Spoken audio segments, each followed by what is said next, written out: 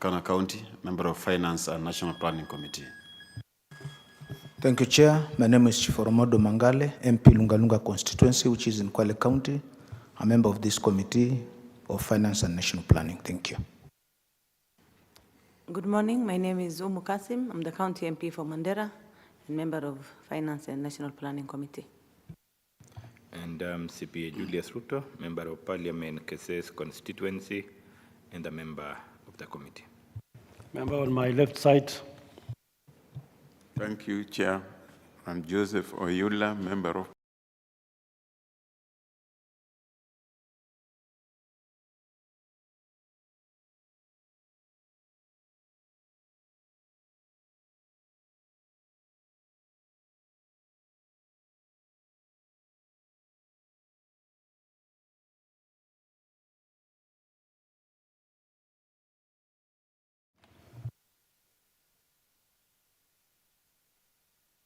On behalf of the Secretariat, Commander.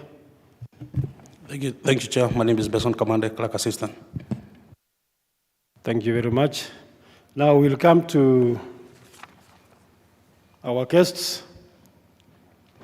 Can we have Alpha Tax introducing themselves? Where are they?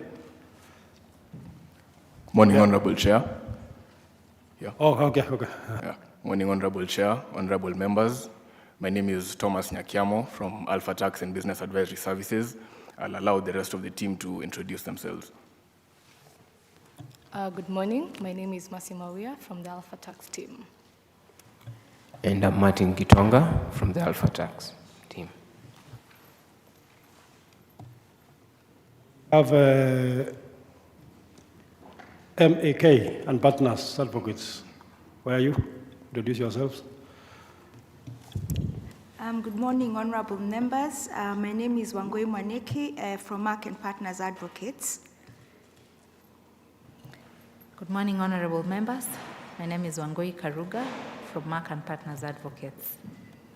Allow me, honorable members, to also introduce our colleagues, Saada Araru and Mungai Kyari.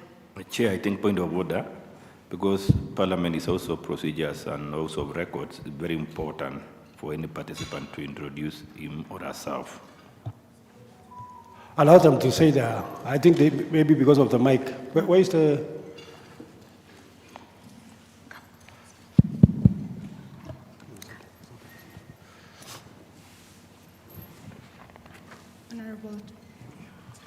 Honorable Chair, honorable members, my name is Sada Raru from Mark and Partners Advocates. Good morning, Honorable Chair, and good morning, honorable members. My name is Mungai Kyari from the Mark and Partners team. We will move to presentations. I will allow the rest to introduce themselves when they are starting to present. So, Alpha Tax, and the reason why we have called all of you together is so that you can also participate in the process to help us so that you don't repeat what has been mentioned. What has been mentioned, you can save time. So the reason why you are all of you here is so that we avoid repetition and so to save the time. I also want to advise that when you are making your presentation, focus on what is very important to you, okay? So that we save time. Anything that you agree with in the finance bill, unless you are suggesting an improvement, but if you agree and you have no additional ideas, you do not have to talk about it. So focus on what is very important to you. Alpha Tax, I'm giving you 15 minutes. Maximum. Thank you, Honorable Chair. We'll try and finish in about half the time. Oh, thank you. That will be very good. So, do you have the submissions, the memoranda in front of you? They're being presented as well. So the first point of issue for us was Clause 2 of this finance bill, which seeks to expand the definition of a royalty by inserting the words to include the distribution of software where regular payments are made for the use of the software through distributors.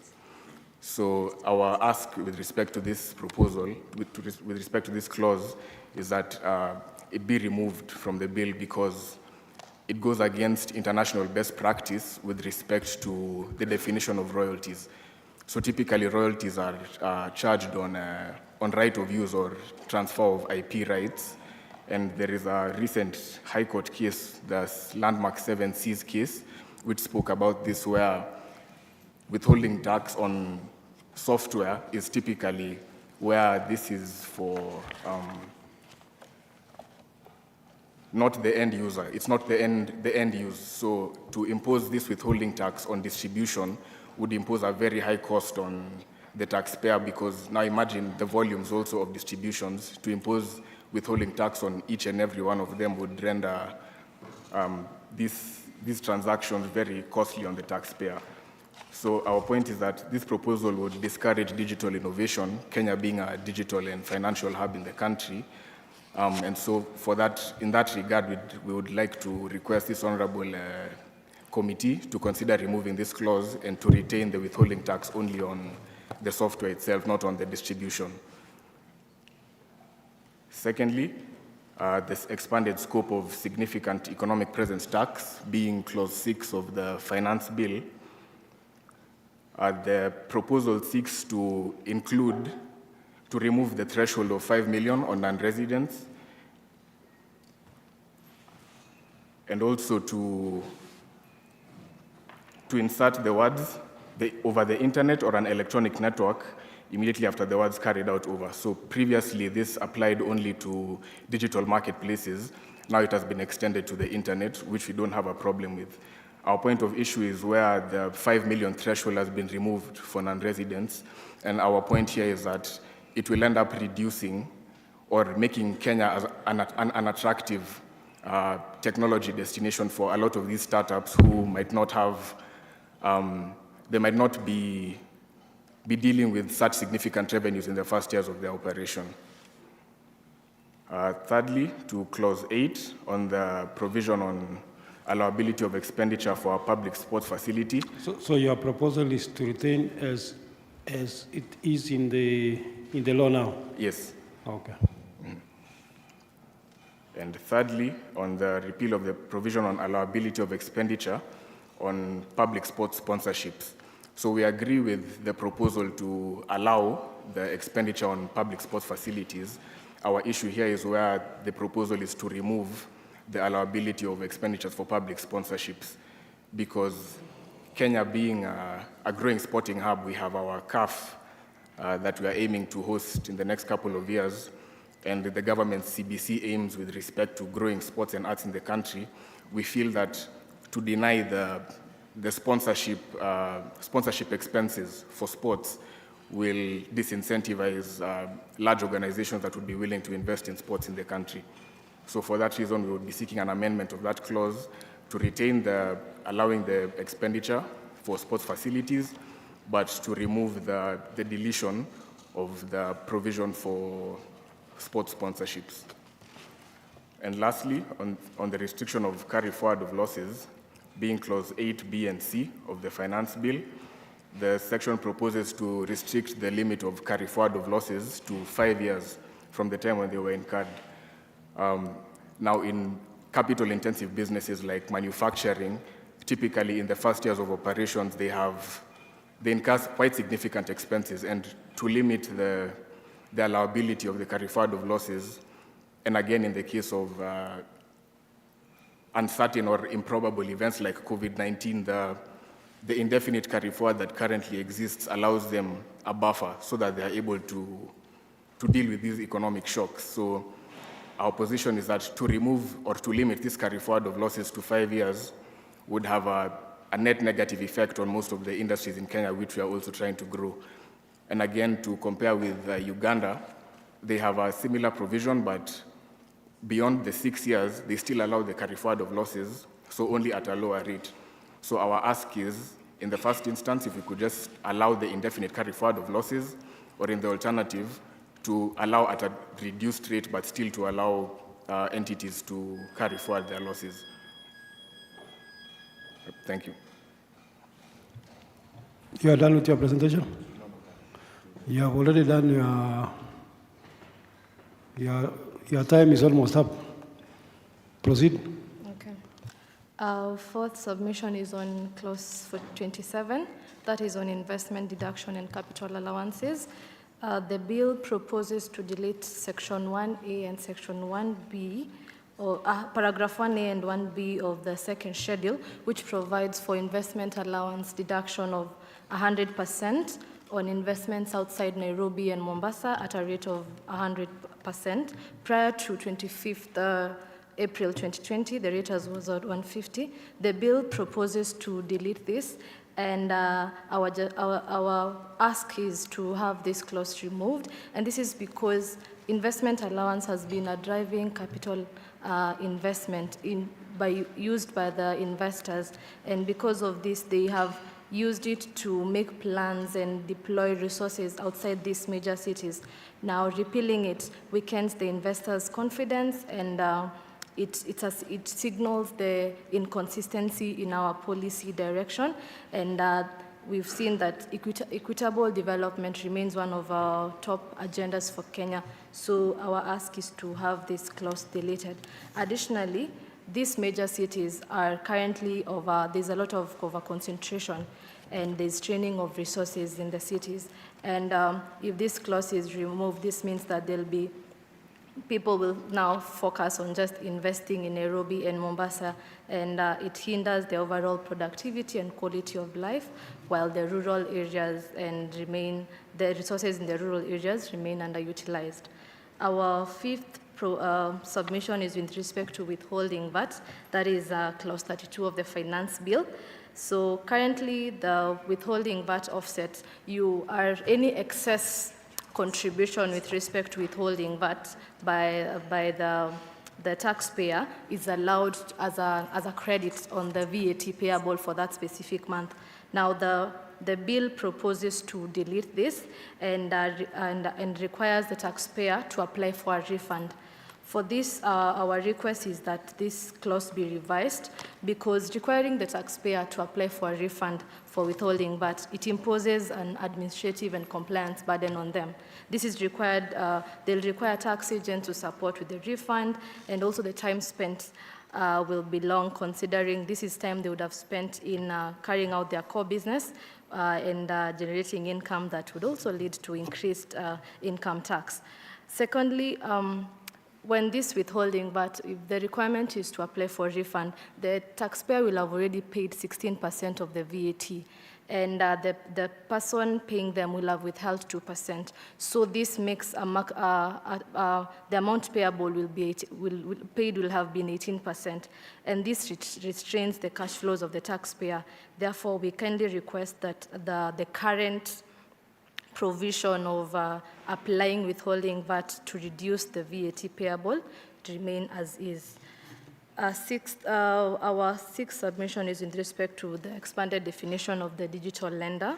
Currently, the Excise Duty Act provides for the definition of digital lender to be a person holding a valid digital credit provider's license issued by the CBK, and our ask is to remove this clause, and this is because when the definition is expanded, it will lead to higher excise tax liability, and this will be probably transferred to the end consumer.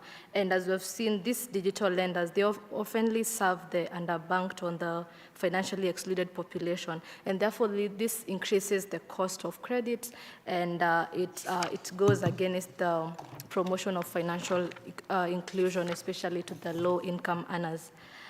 Secondly, when this broadening brings about a lot of ambiguity of who falls in this ambit of digital lender, and therefore it creates uncertainty on the tax obligations to them, and this will lead to increased compliance, increased legal disputes, and it may lead to platforms that just don't extend the credit, but also facilitate, they might be included in that definition, and therefore we seek clarity on that as well.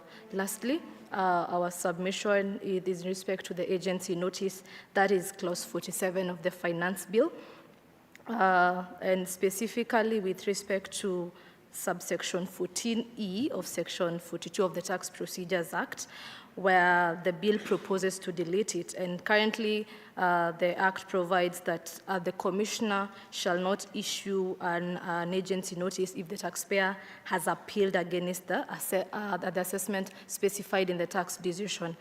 If the bill proposes to delete this, this means that the taxpayer will not have an opportunity to appeal against any assessments that have been issued.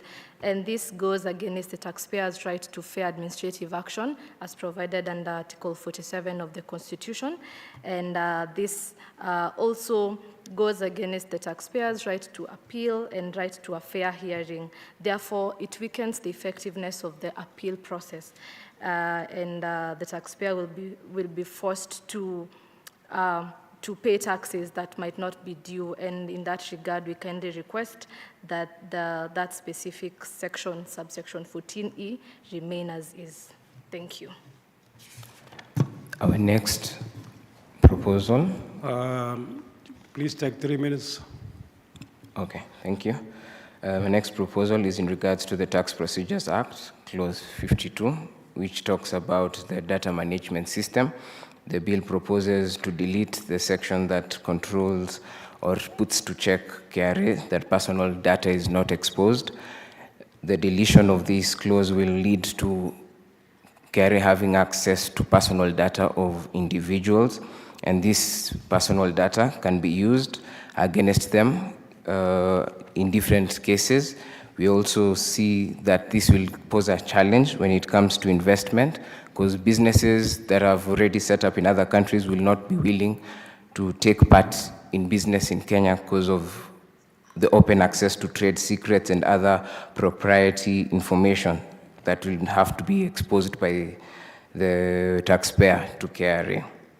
Our next proposal is in regards to the objection timelines, which is clause 54.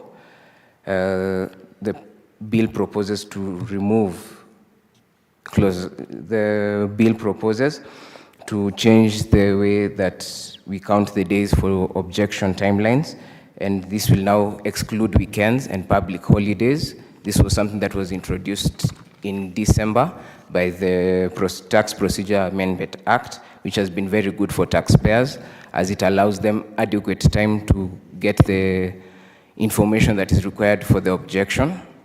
By this proposal remaining as it is, it would mean that once again the taxpayer, when it comes time to either file an objection, submit to the TAT and other courts, it will be limited in time. Information shall not be as efficient as it is, considering that you need sufficient time to get all this information. The next one is in regards to the clause 54, which is in regards to the waiver of penalties and interest. We are happy with how it is, but we would suggest an amendment. It allows the Cabinet Secretary powers to waive penalties and interest as a result of technicalities, but this is at the request of the Commissioner. We would like to have it include an automatic waiver for taxpayers who are unable to access the Commissioner, or they are unable to access a sitting with the Cabinet Secretary. It should be automatic, as it is an error that was caused by the systems that we have implemented in the past few years. Finally, we would like to propose something that was not in the bill, that it should be included. This is in regards to Section 14 of the Excise Duty Act. It talks about the offset of excise tax. When someone has paid import tax on their raw materials, they are allowed to offset that amount when they are paying excise tax when they are selling the item. We'd like it to include packaging. As it is, it talks about raw materials, and in some instances, raw material will be the packaging. For example, if you look at medicine and such items that are packed in glass bottles, those would be raw material. Without it, you would not be able to sell the item. So we would propose that as something to include in the finance bill would be to include packaging under the definition of raw materials under Section 14(1) of the Excise Duty Act. Thank you. I believe you are done with your main issues. Members, do we have anyone seeking clarifications? Maybe on the question of carry forward of losses, you are proposing that we leave it in perpetuity. Yes, that is. Don't you think it will be misused by some companies? Because how would a company exist 20 years and making losses throughout? I think that one of the audit triggers for KRA generally is the consistent reporting of losses. So in the interim, we have, just to take an example of COVID-19, some of these businesses have been dealing with losses ever since before that. So now to limit the carry forward of these losses would legitimate losses some of the times because of supply chain issues and everything. I think it would be unfair on the taxpayer, but I do hear your point about businesses taking advantage and just being in losses in perpetuity. But again, that's one of KRA's primary triggers for an audit if a company is consistently reporting losses. Chair, maybe on that note, I want to hear your views on related party transactions, especially in the mining sector, where there is this practice, the extraction company supplies, or the extraction company, consigning company, and the destination. If you look at the fail, you realize they are interrelated. However, one files losses to take the advantage of taxes and then carry forward the gain to the consigning or the middle agency, and then the ultimate at the country of destination, they have moved the profit. What do you say about that? Because when we leave it open without any intervention of cabinet secretary from the advisory of experts in KRA for that purpose, don't you think it's bound to be misused and we end up calculating the desired revenue? Chair, I'm Steve Okot. I'd like to respond to these two issues, also so as to save time, because we've also spoken. Steve, are you part of this team? No. Because if we go that direction, then it means everyone will be discussing the presentation of the others and time will not be. I think you will get the opportunity when you are making your presentation, so that we avoid now a situation where somebody there will want to discuss the issues raised by this group, the other one wants to discuss, so then we will be here forever. So I will give you the opportunity to respond when you are making your presentation on that matter. Okay. Yes, Chair, so I can respond to the question of related party transactions. It wasn't one of the issues that we had flagged in this finance bill. However, I think that one step that has been taken in the right direction, even with this finance bill, is the proposal for the advanced pricing agreements. And again, with the alteration of the definition of related parties.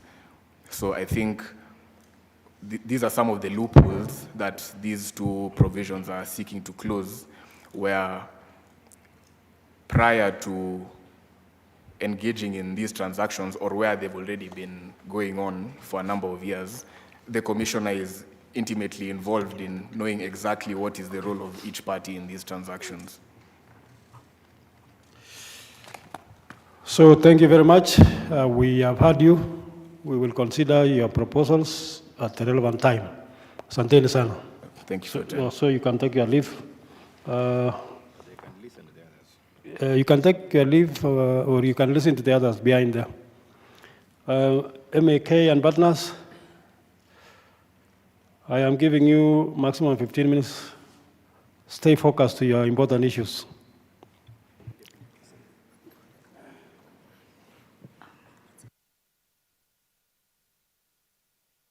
Meanwhile, one member has just walked in when we are in the middle of the debate, the discussion.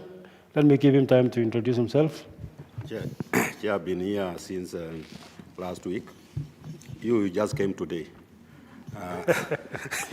I gave you the opportunity to introduce yourself. Now you are doing side shows. Okay, I'm David Mboni, member of Parliament to Rural, and a member of this committee. Chair.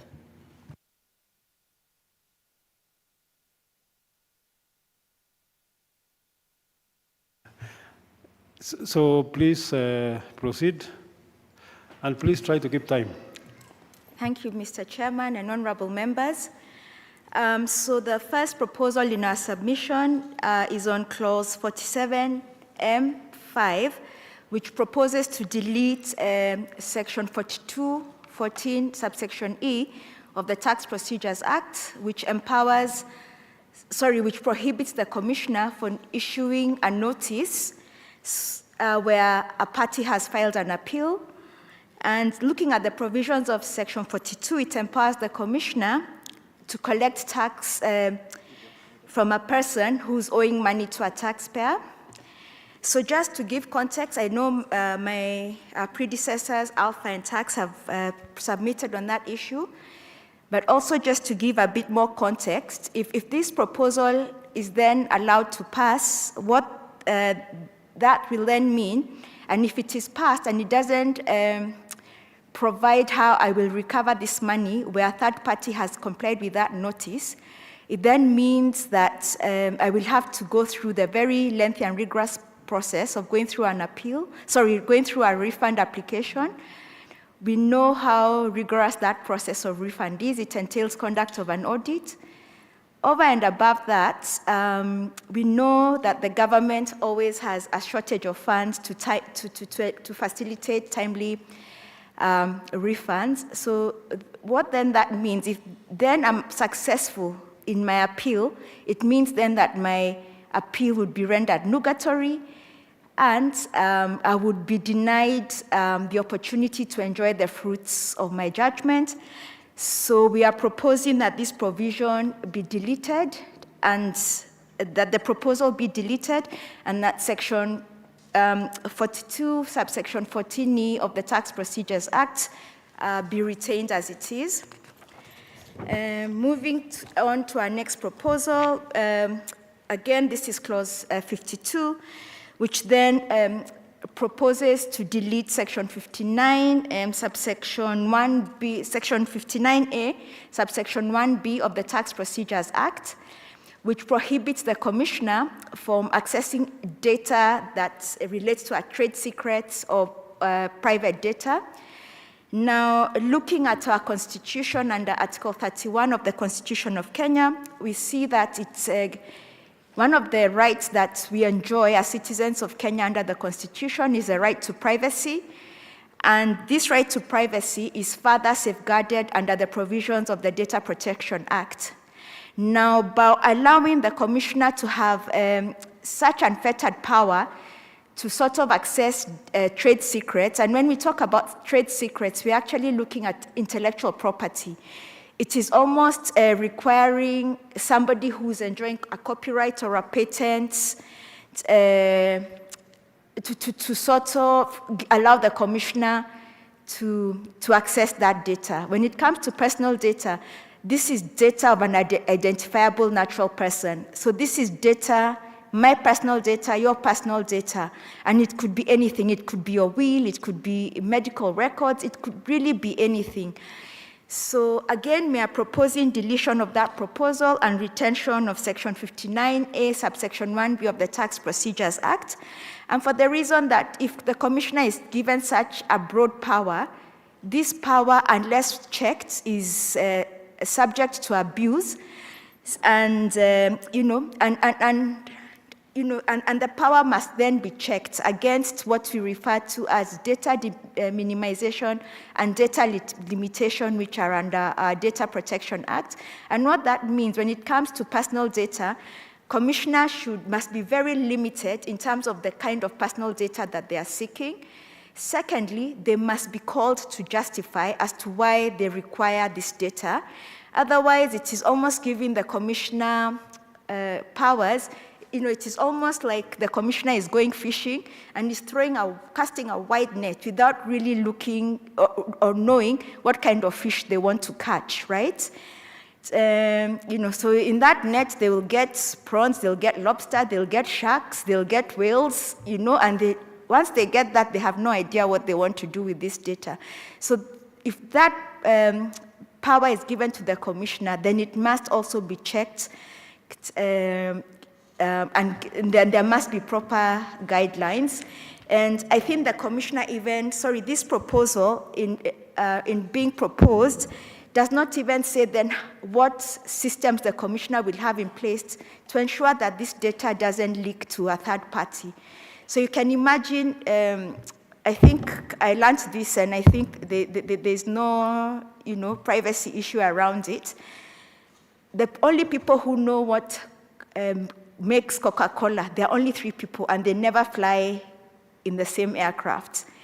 Now, if the commissioner is allowed to sort of say, access what constitutes what goes into Coca-Cola, in essence, we have killed the Coca-Cola company. We don't know whether that information will leak to a third party and what they could do with that sort of information. So we are then proposing deletion and retention of clause 59A1B as it is. Thirdly, our next proposal is on clause 50B and C of the bill. Again, we are recommending deletion of this particular clause, and for the reason then what this clause proposes to do, or this proposal, is to extend the time within which the commissioner can ascertain and determine a refund application. And so what this then does for businesses is that they have refunds which are due, but the commissioner wants to extend the timelines for then determining that particular refund. And in the interim, this person or the taxpayer is having to finance their business from maybe debts, or it will impact their cash flow. And they are still at the same time continuing to service their taxes and other tax debts as and when they fall due. So again, we are proposing a deletion of this particular clause, and I'm sure as you go through our submissions, you will get the opportunity to see the other justifications we have put in there. Lastly, I just want to give context. I know my colleagues again from Alpha submitted on clause 2A3 of the Tax Procedures Act. Again, this is on the expansion of the definition of what kind of payments royalty will apply to when it comes to software.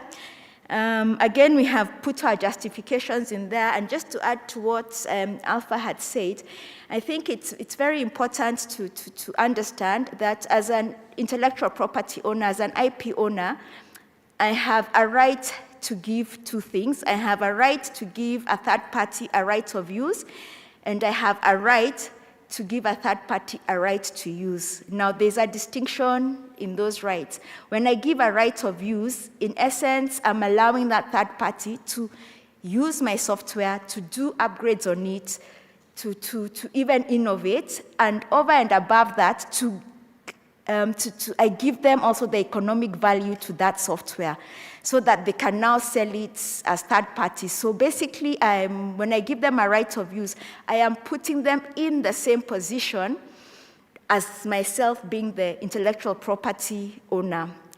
Now, and those are the sort of payments then that would attract a royalty. Now, in many cases, when it comes to software, most of us actually only have a right to use. I only have a right to use that software. The payments I make are maybe to renew the license, for upgrades, and maybe maintenance of that particular software.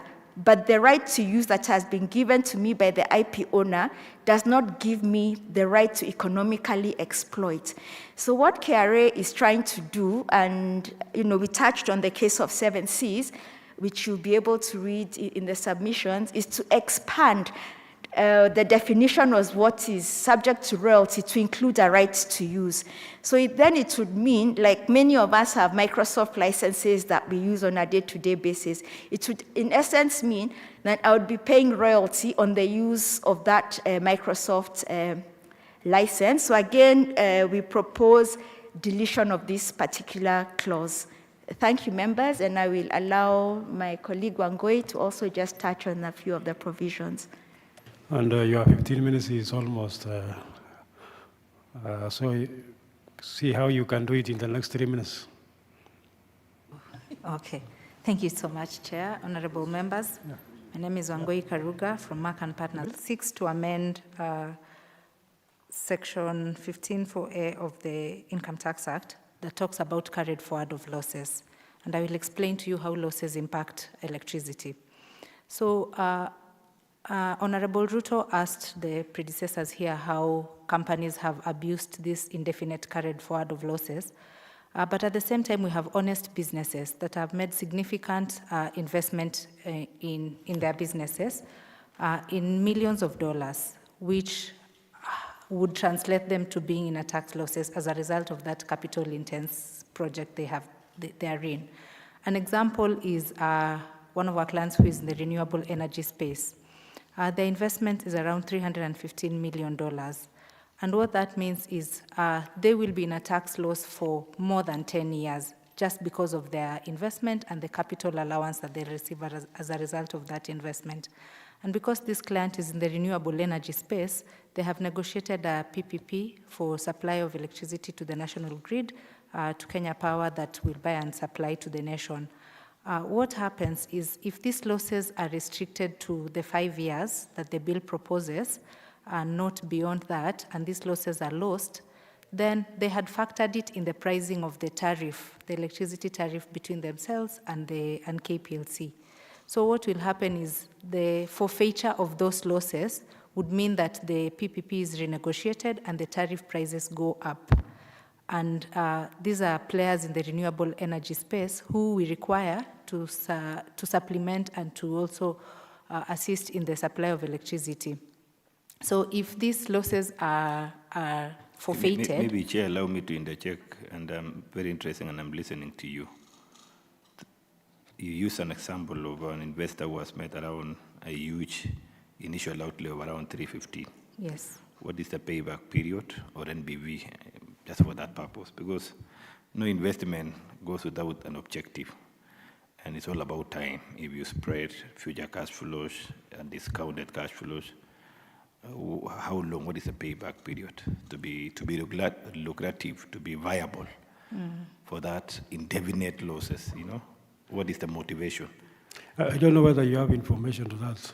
I may not speak to specifics. Yeah. Chair. Okay, just listen a bit. Yeah, since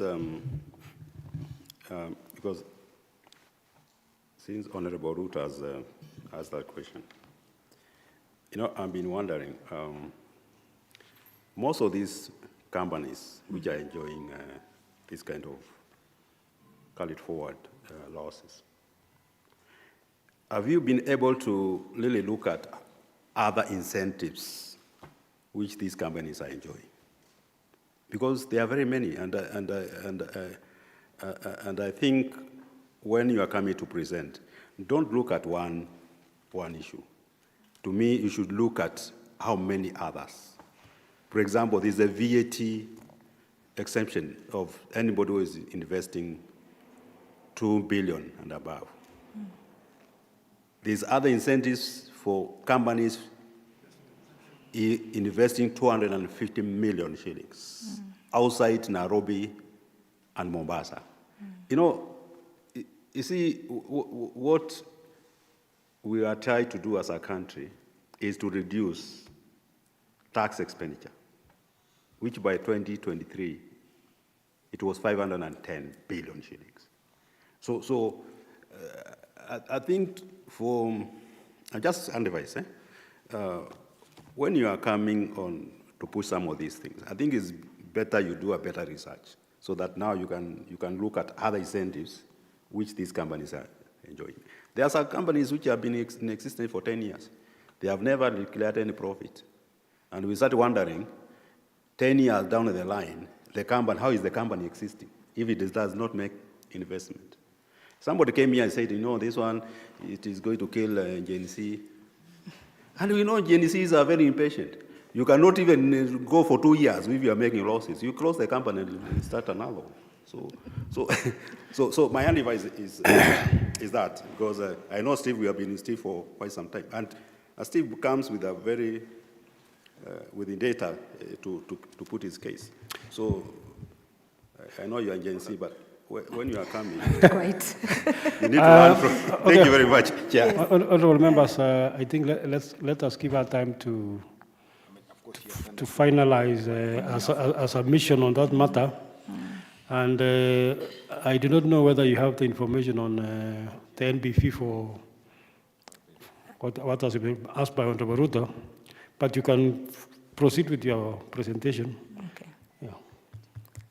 Okay. Thank you, Honourable Member, for those questions.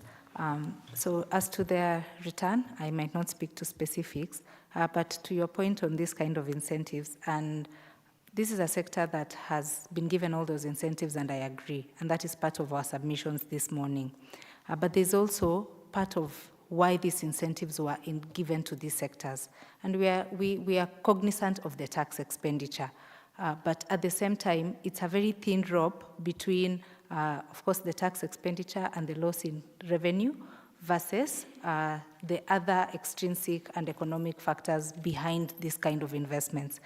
And there's a lot of data also to support the fact that renewable energy is a strong contributor to our national grid and the electricity. And in fact, data from the ministry is that with the different changes in weather pattern, so we rely on geothermal, for example, our rains are no longer very consistent. So then solar and wind are coming top in terms of renewable energy. And these investments, these incentives that have been given to these sectors then act beyond just trying to match the tax expenditure, but also to spur employment in those sectors, to meet the energy demand in the country and a lot others. So to put in context what I was saying about these carried forward losses, while 5 years could be a shorter time, most of these companies would extinguish their losses from 7 years, around 7 to 10 years. So probably part of our proposal is not to limit it to 5, but to 10, because what that will do is the capital investment I have put in, if I'm not going to enjoy it through a tax asset, which is a tax loss, then it's forfeited. It's sort of punishing me for having to invest that huge capital investment in that very targeted and special sector. So then our proposal is if then an indefinite carried forward loss is not considered, it should be extended to at least 10 years and not 5. I think you have made a very good point now, because we are seeking a win-win position where we take care of these people who want to take advantage of that law, to cheat on tax matters. But at the same time, we want to take care of genuine people, like you are saying, whose business actually may take longer to make profit. So I think that's a good point for consideration. I think you finalize now. Okay. Honorable Mboni helped me discuss the issues around investment deduction, so I will not touch on it. But again, around the capital investment deduction proposal in the bill, which is within clause 27A, it seeks to delete paragraph 1A and 1B of the first schedule. I think our recommendation here is that this 100% investment deduction that the bill is seeking to remove for these investors who've done more than 250 million, part of what has also been included there is special economic zones. And what we noted from the drafters of the bill is by deleting that clause, then the special investments within special economic zones don't have a rate. They don't have a rate for investment deduction. Does it mean it becomes zero? or do they go to the 50 in the first year of use and 25% in the subsequent years? But that cannot be assumed. It has to be stated in the bill. So special economic zones then do not have a rate if that provision is deleted. And our request would be that the 100% investment deduction for special economic zones, and again, this targeted large infrastructure sectors of around 250 outside Nairobi and Mombasa are retained. And our colleagues in Alpha did a very good job to explain why it should be retained. This whole. Thank you very much. I think that point has been repeated by many, many presenters. Okay. Finally. Okay. So lastly for us, honorable members, again, it was around the issue of renewable energy, which we have also had a chance to discuss with you, which is a VAT exemption. So the bill proposes to delete paragraph 113 of the first schedule of the VAT Act that provides for exemption for solar, wind, and specialized equipment in that sector. Well, it is our submission that that proposal is considered and the exemption is maintained for reasons that we have discussed. Thank you very much. We shall consider your presentation, amongst the others which we have heard, at the relevant time. I thought you already asked. We were asking as we continue. You are even assisting, huh? You have a question? Okay. No, Chair, thank you very much for that presentation. Actually, I like your presentation, always. But I was wondering this clause 252 on which, even enacted, it will allow the commissioner to access the data. So then I was wondering, in some countries, their KRA or their revenue authority systems are connected with the traders, such a way that if the trader does some transaction, already the authority knows how much they're supposed to get. But the way this one is like the commission will have access to almost every data. Maybe what is your thoughts on this? Well, I mean, what is, because this clause came in the last finance bill, and now it's coming again. That means it's being pushed. At one time, it's like it has to be implemented. Maybe, what is your thoughts on this? What kind of data do you think commissioners should be able to access? Because I was even hearing, even up to now, he has access to some data.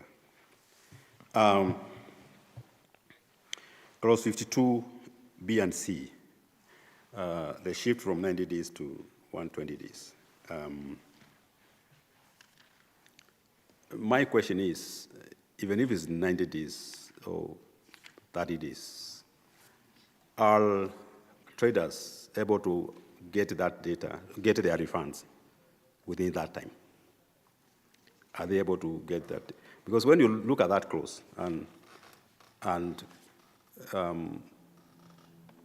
knowing the situation, the financial situation in the country, it's like the government wants to get a leeway of another extra 30 days so that they can, right?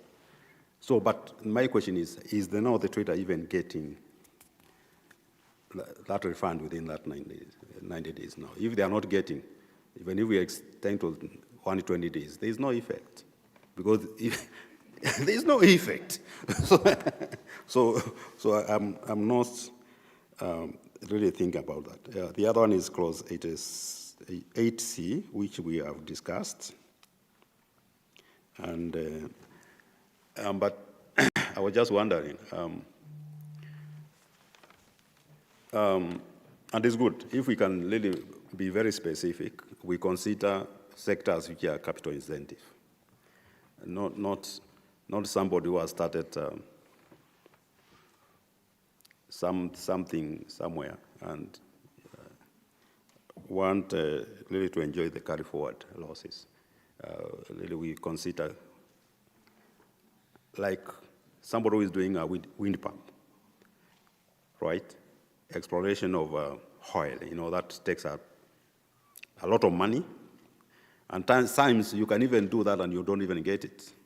So I think this is what we should be thinking about, not just to have a provision for everybody to enjoy, even those who are not supposed to enjoy. I'm telling you, there are some companies which have been in existence for the longest, and they are still declaring losses. Right, thank you. Chair, Okay. maybe I need to join, right? You can take note. But allow me not to debate like my good friend Mboni. On that clause 52 from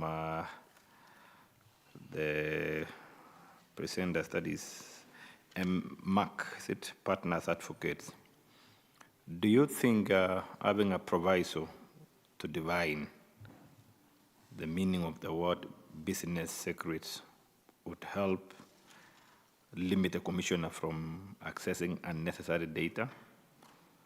Or do you think if we have an expansion on the definition clause to define the meaning of the word business secret? And I'm drawing that to the fact you gave an example of Coca-Cola. That is only 3 people, and I was wondering, only ever Coca-Cola was other 3 people, or secrets are just passed to one person. They don't travel on the same flight, they don't move on the same, they don't appear in the same meeting together. And then it gave me the strength of Coca-Cola, remaining very competitive and has managed to weed out the threats because of that secret. So do you think having a proviso to define the meaning of business secrets would help the commissioner? Thank you. You can proceed. Thank you very much, honorable members. So I will begin with the first question, and I agree with the honorable member that when we are talking about corporates and companies, they would not really enjoy the protection under the Data Protection Act. That protection is only to personal data, and that data is the data of a natural person, which is you and I, right? So what we are saying, if unfettered, that power is subject to abuse, right? And if we look globally, all our data protection laws are all legislated or regulated around the GDPR. So globally, we all sort of have the same parameters when it comes to looking at, personal data and protecting that personal data. In any event, and I think I should have mentioned this in my initial submission, we can't understand why the commissioner wants this additional power when there's already an exception under section 51, subsection 2 of the Data Protection Act, which would permit the commissioner under a written law to access that data, right? So they can access that data through an exception that is given under section 51, subsection 2 of the DPA. The only thing that we are saying, as they do that, let them tell you why they want to access that data. There must be data minimization and data limitation, right? So you can't come and try to catch all the fish in the sea and you don't know what you want to do with that data. And then let me go on to Honorable Ruto's on whether we should define trade secrets or business secrets within the law. Yes, there might be a need to do that so that then there's certainty, so that I'm not giving you my intellectual property right. If you gave me what goes into Coca-Cola. I think Honorable Ruto is saying, yes. Would you be okay with that provision if we now define what business secrets are, but as if then that was to happen, then we would need to look at how then they are defined and what they really mean. Because if I'm giving the commissioner the right to access my copyright, unless the commissioner is also giving me a guarantee that they have systems to make sure that nobody hacks into that system, nobody can get access to that data, I'd be very wary about giving the commissioner such extensive powers. And let's look at things like a patent. Supposing we say yes, we limit the commissioner to financial data only. Yes, financial data. Yes, exactly. Yes, I think, Now, yes, see, that's... when you say financial data, does it mean they can access our accounts in the banks? No, Yes. that's very, very dangerous. Eh? Yes, it is, yes. And I think a lot of banks, I'm not sure they have been Chair, complying. for your information, Commissioner accesses your bank statement anytime. No. They can write to the bank and they can submit the information. Yes, they can write. Okay, but they would need to demonstrate under which law, then they are asking for that information because of the provisions of the Data Protection Act. Now, when it comes to business secrets which are company-related, for those we have to be, again, very guarded in terms of what we are going to define business secrets as. Because if we look at something like a patent, patents are protected in law for 20 years, right? So for me as a patent holder, I have protection of my innovation for a period of 20 years. So now if in between that period, we are allowing the commissioner to then come and access that, it means that if I developed amoxicillin, for example, the commissioner asks for my data relating to the constitution of amoxicillin, it means that, if there's, again, no proper data encryption, a third party could get this and start producing amoxicillin, therefore denying me. I'm the one who has invested in R&D to do research. I'm the one who has, gone undertaken. Thank you. I think you have made your point on that. I think you are very passionate about this issue. Yes, I am. From the beginning, you are very passionate. So you have made your point, and we have heard you. Thank and you. Others have also made contributions on that point. Yes. Actually, what she tried to put forward is that this clause is amorphous. That left the way it is, it can really do a lot of damage. So I think that's what we are trying to do. Yes, thank you. Yes, honorable members. Make your final closing remarks. I think just to answer the honorable member on this, the 90 to 120 days, I agree, yes, a change in 30 days may really not, have great impact. But, let the commissioner show us that they can ascertain and determine that refund within the 90 days, as opposed to elongating the process. In fact, right now, they don't even comply with the 90 days. The lead time is over 200, 300 days. Now, if we give them 120 days, it's taking us to 500 days. So I think let it be retained, and I think we had made a proposal to that particular provision, a proposal that then if the 120 days is retained, then let it then be said that if the commissioner does not determine the refund or offset application within the 120 days, then it will be deemed to have been allowed in law. Thank you, members. Thank you very much. You still have a point? Yes. Okay. I think I want to respond to Honorable Ruto on the issue of tax losses.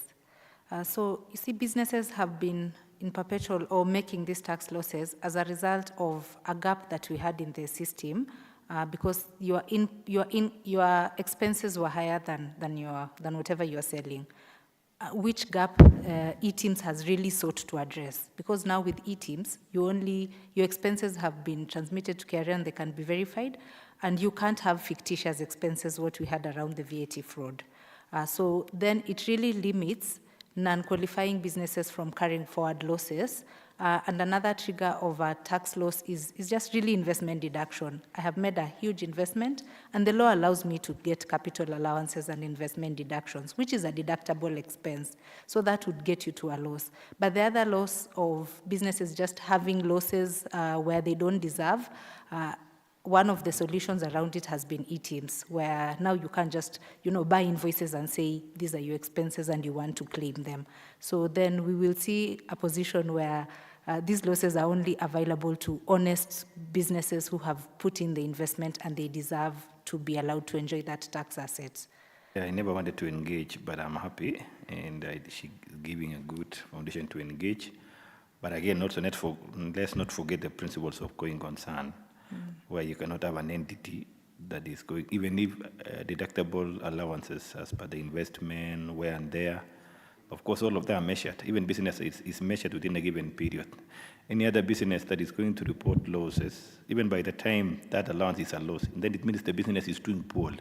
Why should you be there? You must abandon it and go for another option. Do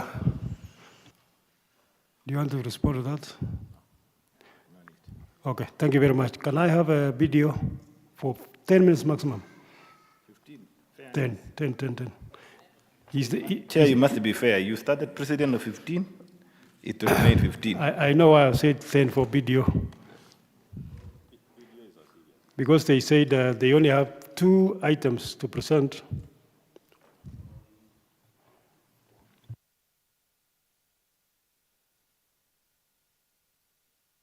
The mic, come to where the mic is.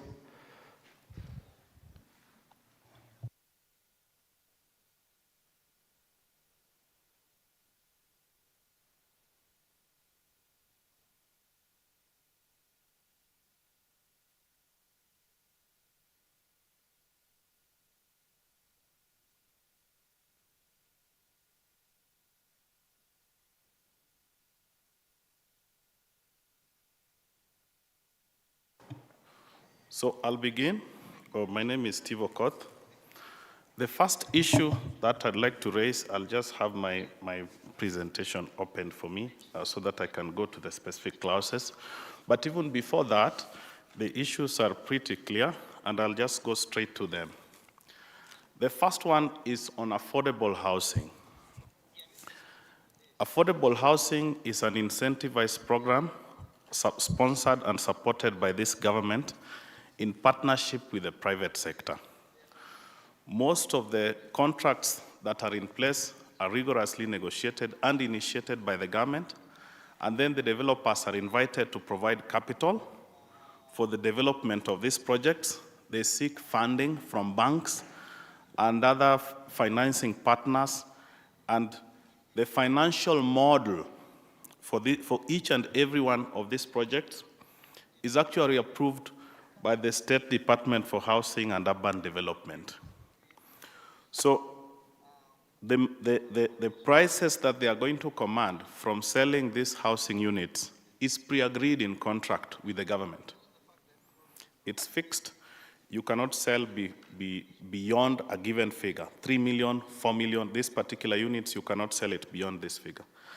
And the reason for this structuring of these transactions like this is so that they are affordable. The funding aspect of it is captured, and these contracts also capture the VAT exemption, and they also capture the 15% tax rate.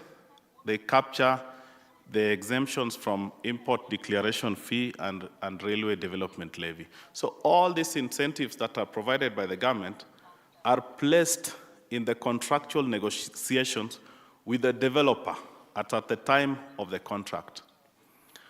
Honorable members, the proposals that are being made in this bill aim to erode that particular structuring of all these projects. One, there is a proposal to scrap the 15% corporation tax rate, which is the incentivized rate. Under this particular bill, we are asking that the current 15% be retained. The second ask, in terms of VAT,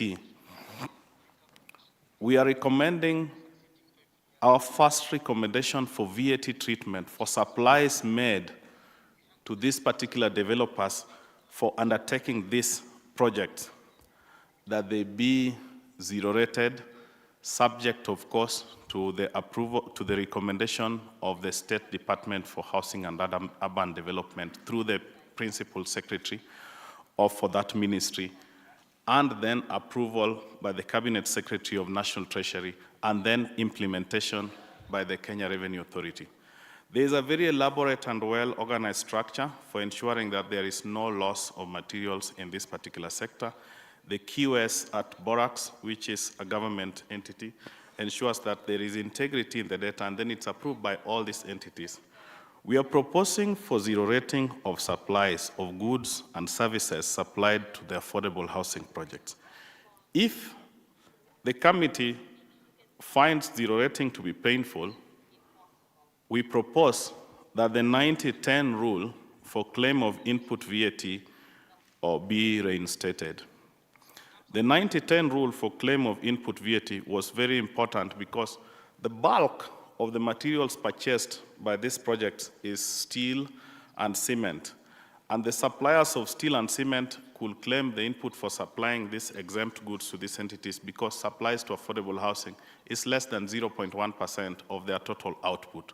So a typical cement manufacturer in Kenya, what they are supplied to affordable housing is less than 0.1%, so they could easily claim all the input VAT. So this is the second recommendation. So we have spoken about the VAT treatment and the corporation tax treatment. The second point that we'd like to present, that we are presenting in this particular document, is on the excise duty incurred by manufacturers of paints in the manufacture of paints. This particular clause in the Excise Duty Act has been reviewed significantly, but we are proposing that these excise duties be scrapped. The implication of putting excise duty on raw materials for paints has severely hurt the industry, has hurt productivity, has hurt jobs, and we've lost business and trade to Tanzania and Uganda, which is a shame.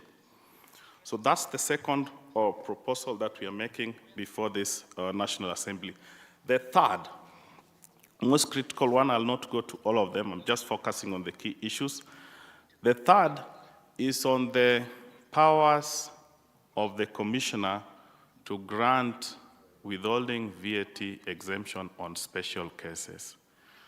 This particular power, the commissioner used to have it, and then it was scrapped. And we would like it to be reinstated, that the commissioner be given powers to exempt a particular business from withholding VAT when they are being supplied. And the circumstances that we are proposing here are very specific, because withholding VAT is not a tax. It's just an advance payment of VAT, and then you get a credit which you can utilize. But that particular credit system is difficult for specific industry where the prices are actually regulated under an act of parliament by a regulatory agency. For example, the petroleum dealers. The petroleum dealers, the price which they can fetch, it's fixed by statute. You can't charge higher, you can't charge anything else. It's fixed by statute. So under those circumstances, we are saying the commissioner should retain a special power to exempt them from withholding VAT. The second category of people that we are talking about are those businesses whose margins is less than 5%. So withholding VAT is 2%. So if your margin is less than 5%, then the withholding VAT itself wipes away all your margins. And so running business becomes difficult, and it's just not workable.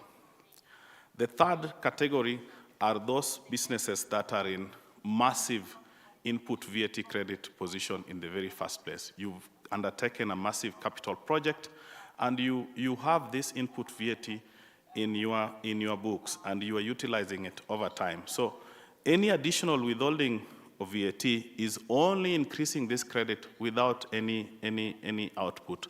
And in any case, Chair, eTeams is already live.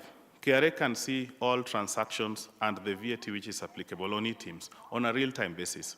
When an invoice is generated, KRA can see that a transaction has already taken place. They capture it live in their system. So with this transparency, we see no need for these specific sectors to continue operating or withholding VAT. The last issue, because the rest have already been covered and are going to be covered, I want to add one point on the issue of losses, tax losses. Now, we need to understand what does it mean? What does corporation tax losses mean? When a company registers a loss, for it to continue operating, it means it has to recapitalize. It means the shareholders have to put in additional money. It can be by way of debt for that business to continue. Losses chip into the capital position of the company, the capital which is invested. So if 1 billion was invested in that business, if that business suffers a loss of 100 million, it means the capital position has gone down by 100 million. So it's 900 or million. So losses chip away at the capital invested in a business. Now, to cap the losses to 5 years or 9 years means we are saying that those particular, it means companies are now recapitalizing to fund government operations. This is very difficult for investments, especially large investments. In addition to that, over the past several years, the data that I have and I've presented is from 2016. Business has not been doing well, actually, from 2016. From 2017, you can see the slide. The economy has not been doing well, and more particularly in 2020 and 2021, when COVID hit, many businesses registered a lot of losses that have not been or utilized. We are asking that if this proposal to cap losses is to come in, this is not the time for it to come in. It can come in after some 2-3 years, and when it comes, it needs to be in a proper framework where specific industries are listed. These ones are capital intensive. And what does it mean to be capital intensive? Is it 1 billion? Is it 3 billion? Is it 500 million? Is it 100 million? We need to see, and which sectors take 20 years, 15 years to break even. And do we really want to throw away such investments in the country? No. They are actually good for the economy. A business does not exist primarily to make profit. Even if a business suffers income tax losses for many years, it still provides value to the economy. It generates jobs, it undertakes productivity, it employs people, it pays VAT, it pays pay-as-you-earn, it pays withholding tax. We should have a diversified economy where some sectors make money and others don't necessarily have to make money. Airlines, for example, railway lines and trains, for example, are businesses which are designed to never make profit. We need to have this flexibility of appreciating the economy as it is, not as we want it to be. Losses should, for now, not be reviewed because there is no proper structure that has been put in place or presented for reviewing which particular sectors and which particular losses and under what kind of regulations are we going to review this. So these are the key submissions that I'm making on this point. Thank you very much, Steve. Members, do we have any clarifications? Chair. Yes, Dr. Rico. Let me break my silence because the presentations are really sensitive to an extent that we are discussing matters of taxation. And Chair, we know taxation is something that is just certain. Payment of tax is certain, just like death, as per the statement issued by one of the American statesmen, Benjamin Franklin. Chair, I really fail to understand the motive behind extension of 5 years that is given to companies to claim the losses. Because the main objective of any business and the motive behind any business is profit. When you are starting a business, that is what is in your mind, is to make profit. And you know, how long will it take you to make profit or even to break even? Because at the starting point of any business, your first thing is to break even in the first year. Probably the first 1 to 2 years, you wish to break even. Only that. It is only in exceptional circumstances under any economic challenges. It's only in exceptional circumstances. So when you are given 5 years to probably recover the losses, I don't know what challenges, what makes you to think of, what motivates you to be given more years than the 5 years. That is number one. Number two, Chair, the presenter has really given alternatives, especially in this affordable housing program. I was expecting all presenters, when they are arguing their case, they give alternative to that case, alternative, just the way my friend here has given alternative to additional incentives.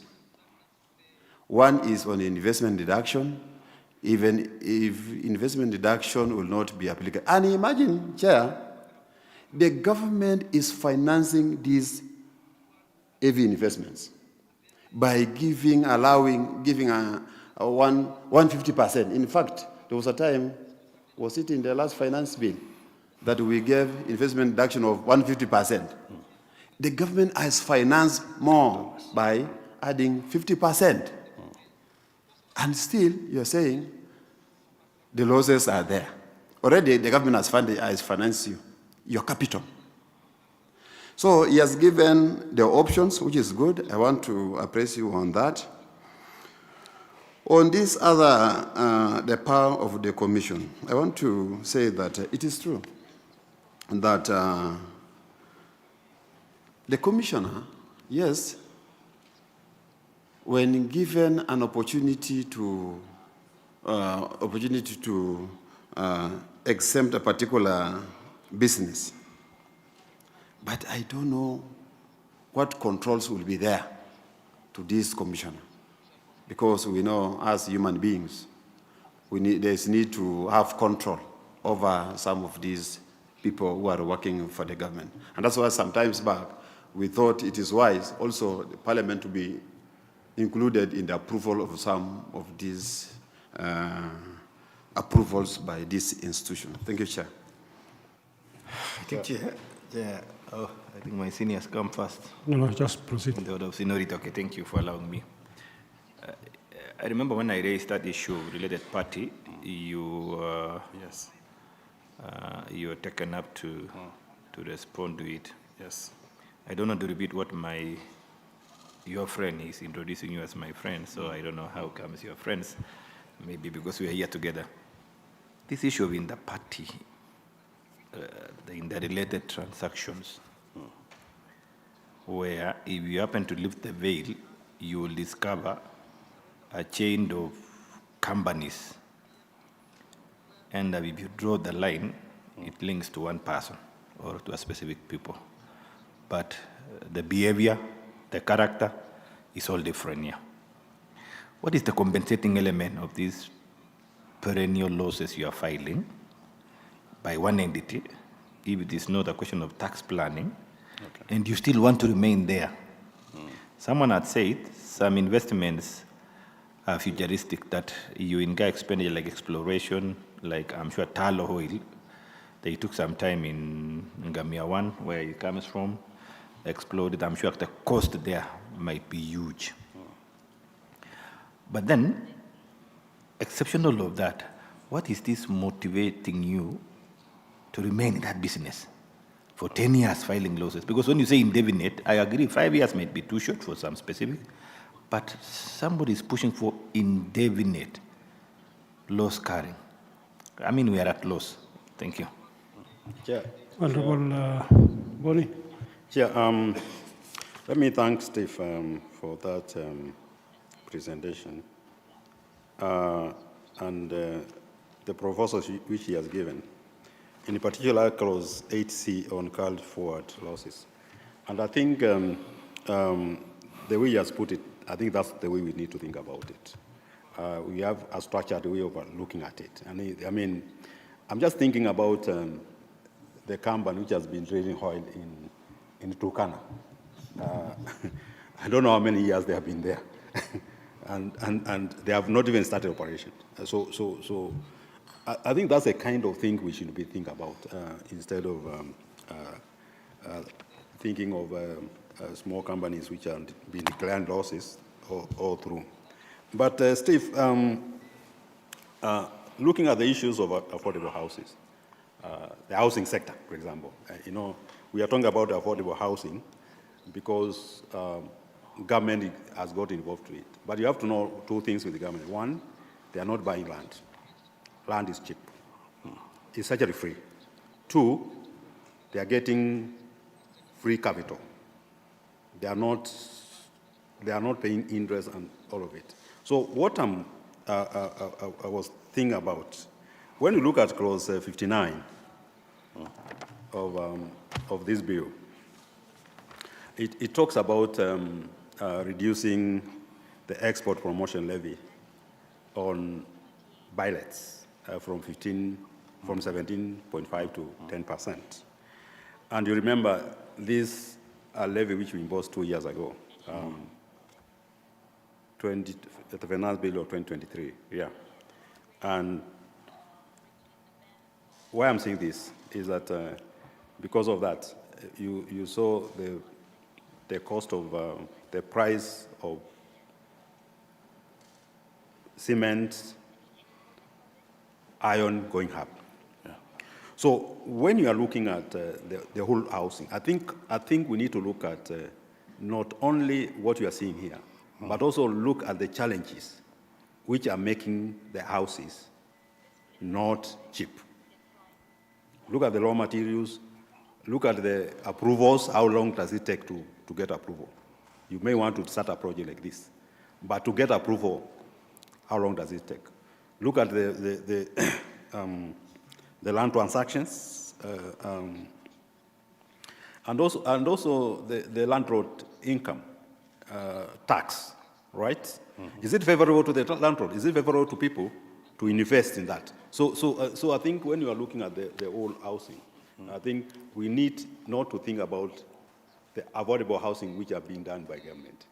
Private sector is even doing more than the than the public. Thank you very much. That's my comment. Okay, Steve. Okay. So thanks a lot for these comments. I'll pick them one by one. I'll start with the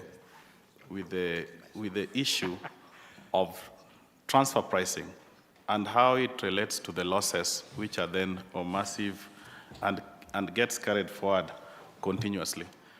Chair, we already have a robust transfer pricing law and administration here in Kenya. In fact, our Kenya Revenue Authority is ranked the best in terms of capacity for international tax and transfer pricing in Africa, the best in Africa. Kenya government has received a lot of support from HMRC, from OECD, from UN, from many bodies in terms of building capacity. Kenya Revenue Authority is capable of reviewing the pricing of transactions between resident companies here in Kenya and their parent companies or sister companies outside there in terms of mining or anything else and then selling the goods. So this kind of issue or concern can be addressed through the transfer pricing legislation and KRS team that implement that legislation or effectively. In fact, under this bill, there is a proposal for advanced pricing agreements, and many large investments are going to go for that, where you agree in advance what is going to be the pricing of these particular transactions. So I think the concern of the committee is valid, but there is sufficient mechanisms in law and administration for satisfying the issue of transfer pricing, so that if there is a pricing, it's already known. The other issue that has been addressed is on tax losses. What is the motive of having losses perpetually? Why would a company want to be in business and it is incurring losses for 10 years, 15 years, and actually shareholders keep on chipping in capital? And that's, that question, it really, from the logic of it, it really, you are striking to the heart of the logic of it. But I want us to look at it beyond that and look at, as a country, what is practical? Two, what is beneficial for everybody, including the government, including Kenya Revenue Authority?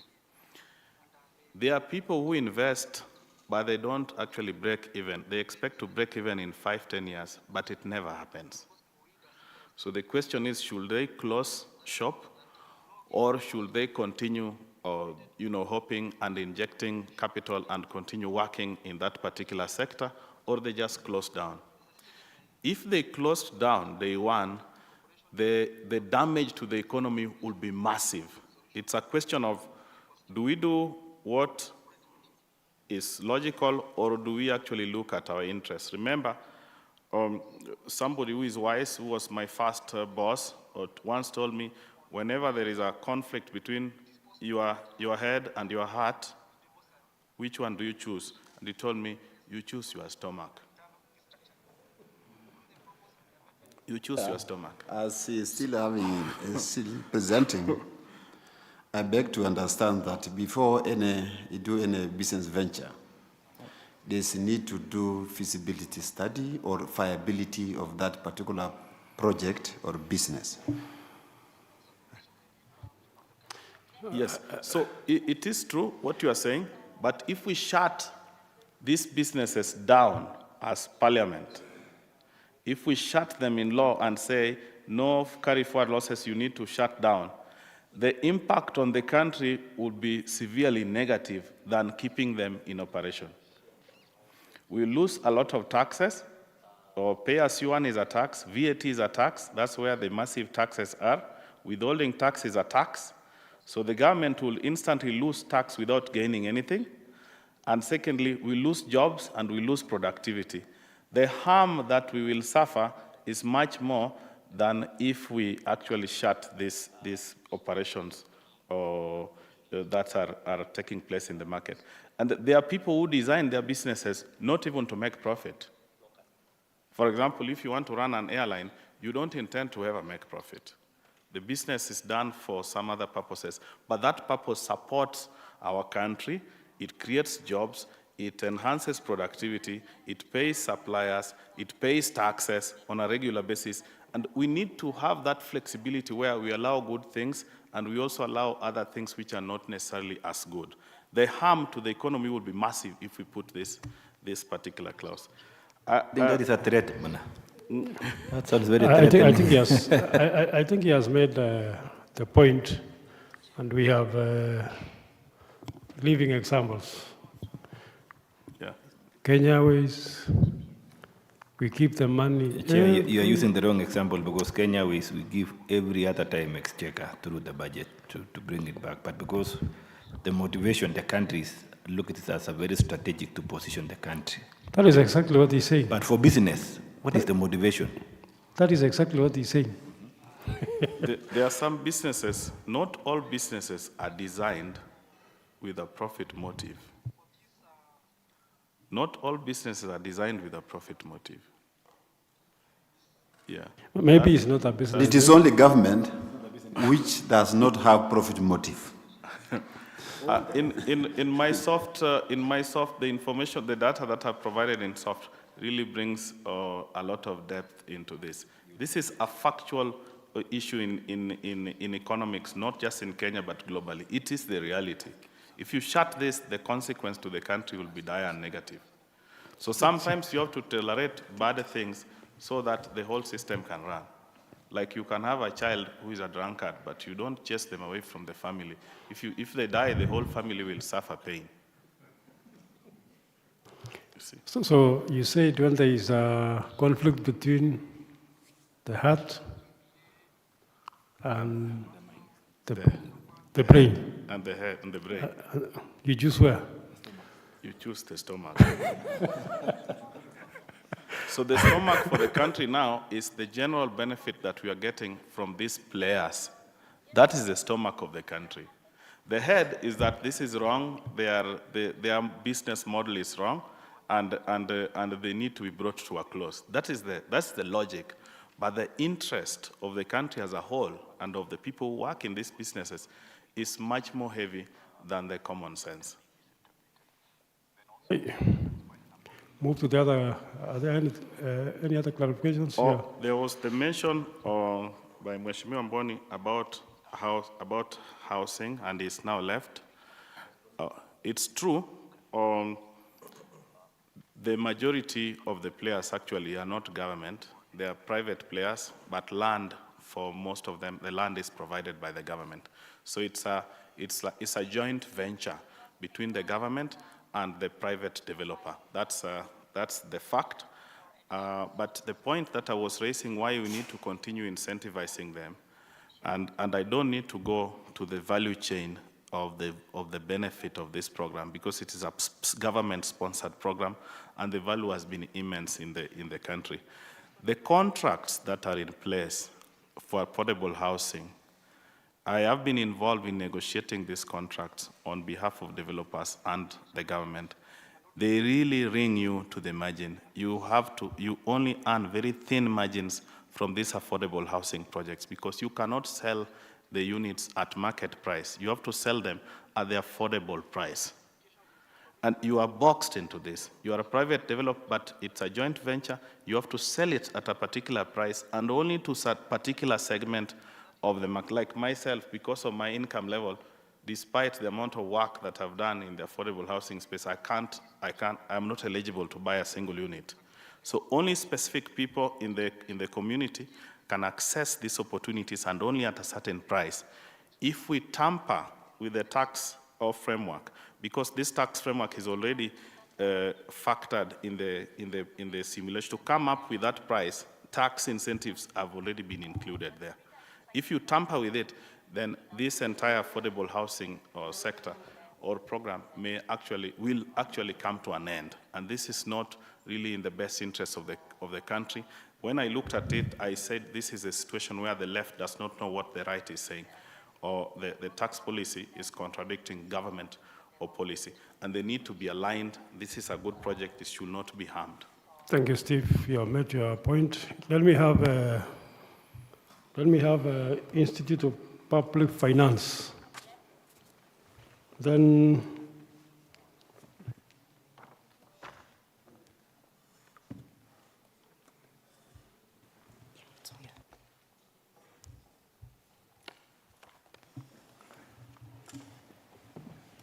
are you? Oh.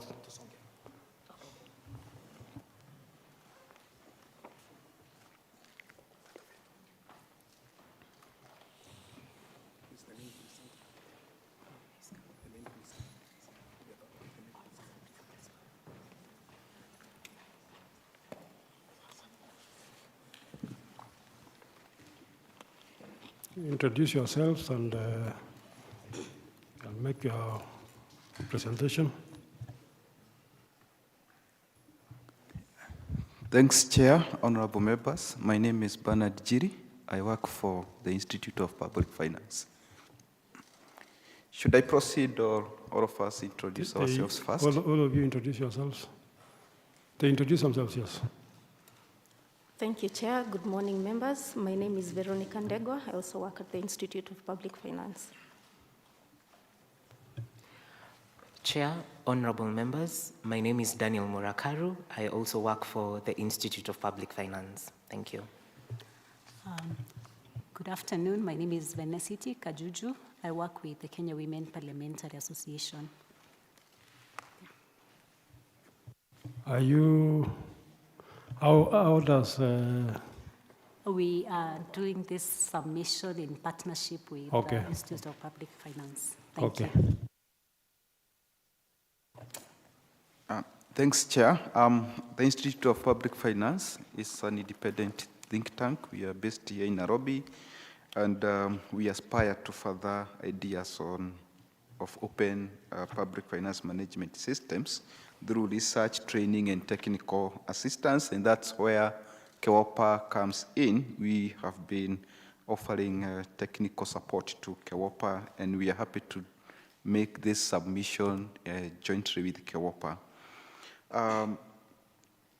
In today's submission, we want to give insights on the... And we agreed you focus on what is important to you. Yes. Yeah. We want to give insights.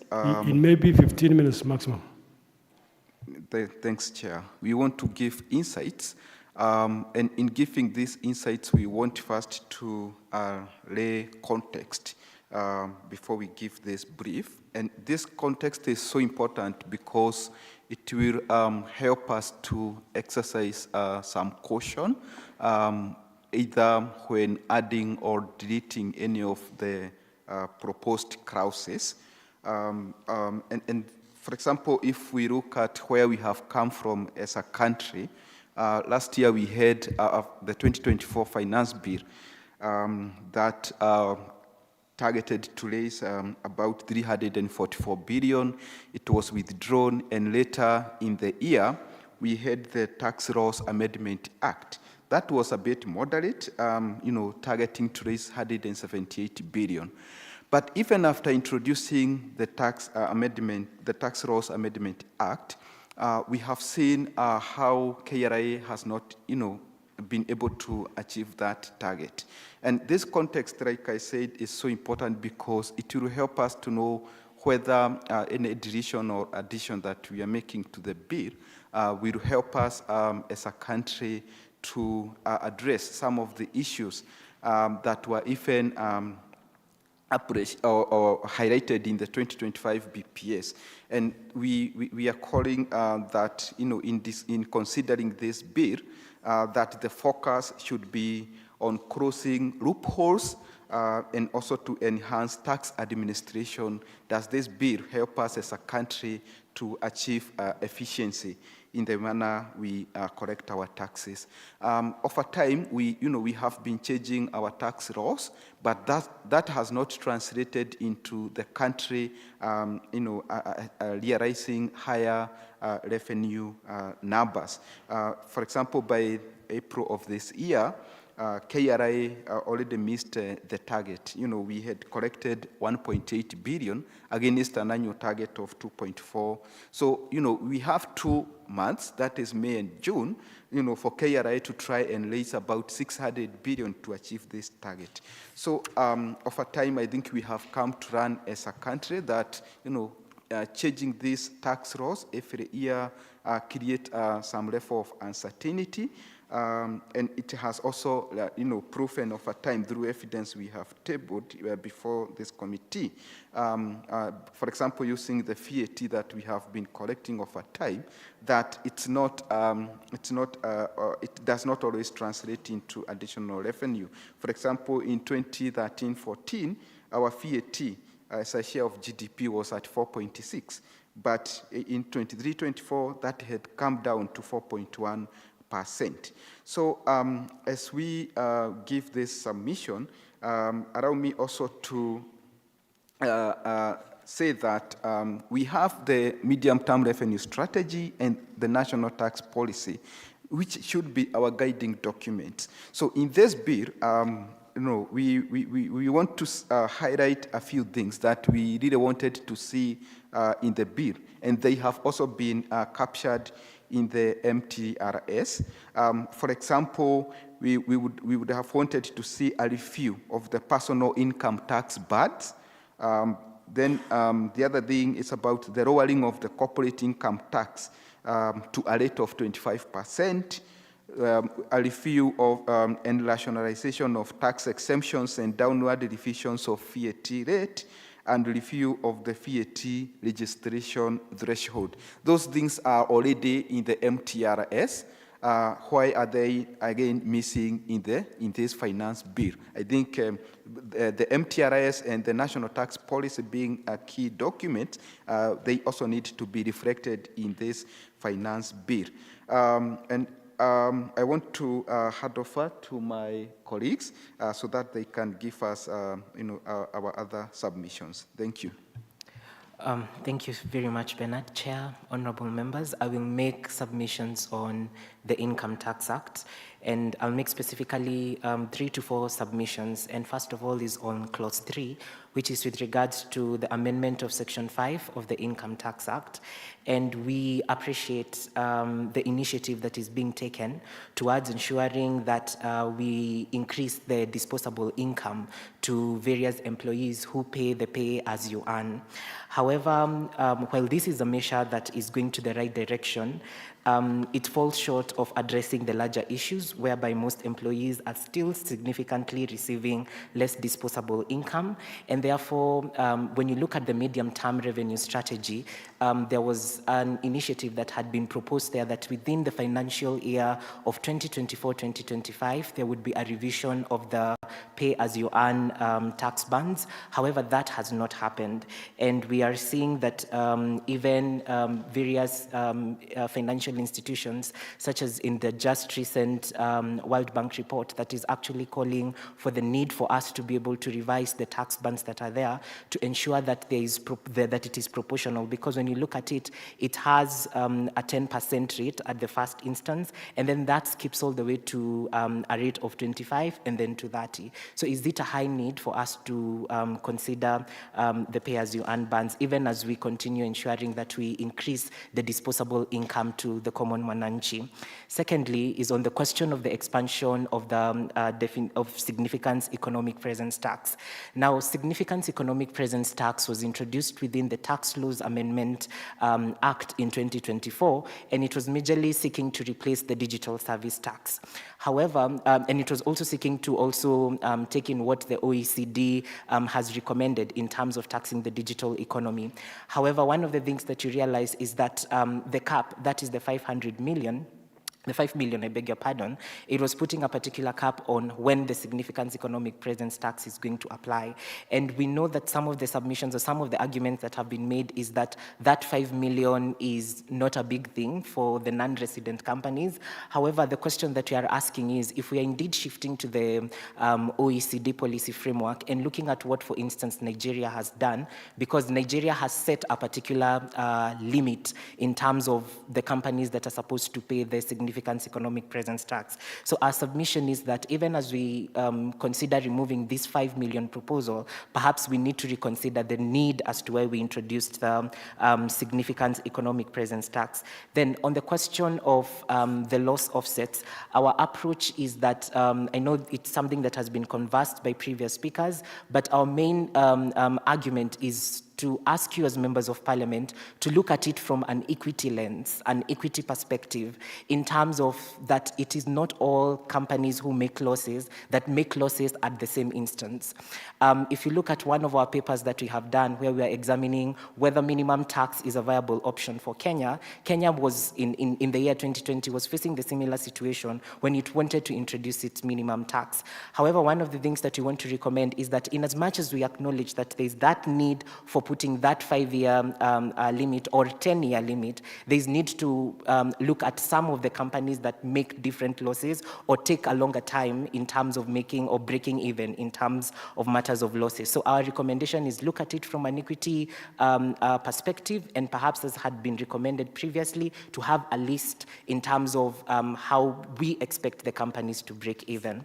And then lastly is the question of clause 26 on the dividend exemptions from... I think we had said earlier, if you are making a point, for example, the one for carry forward of losses, yes, it is good to give you a proposal than to just make a general statement.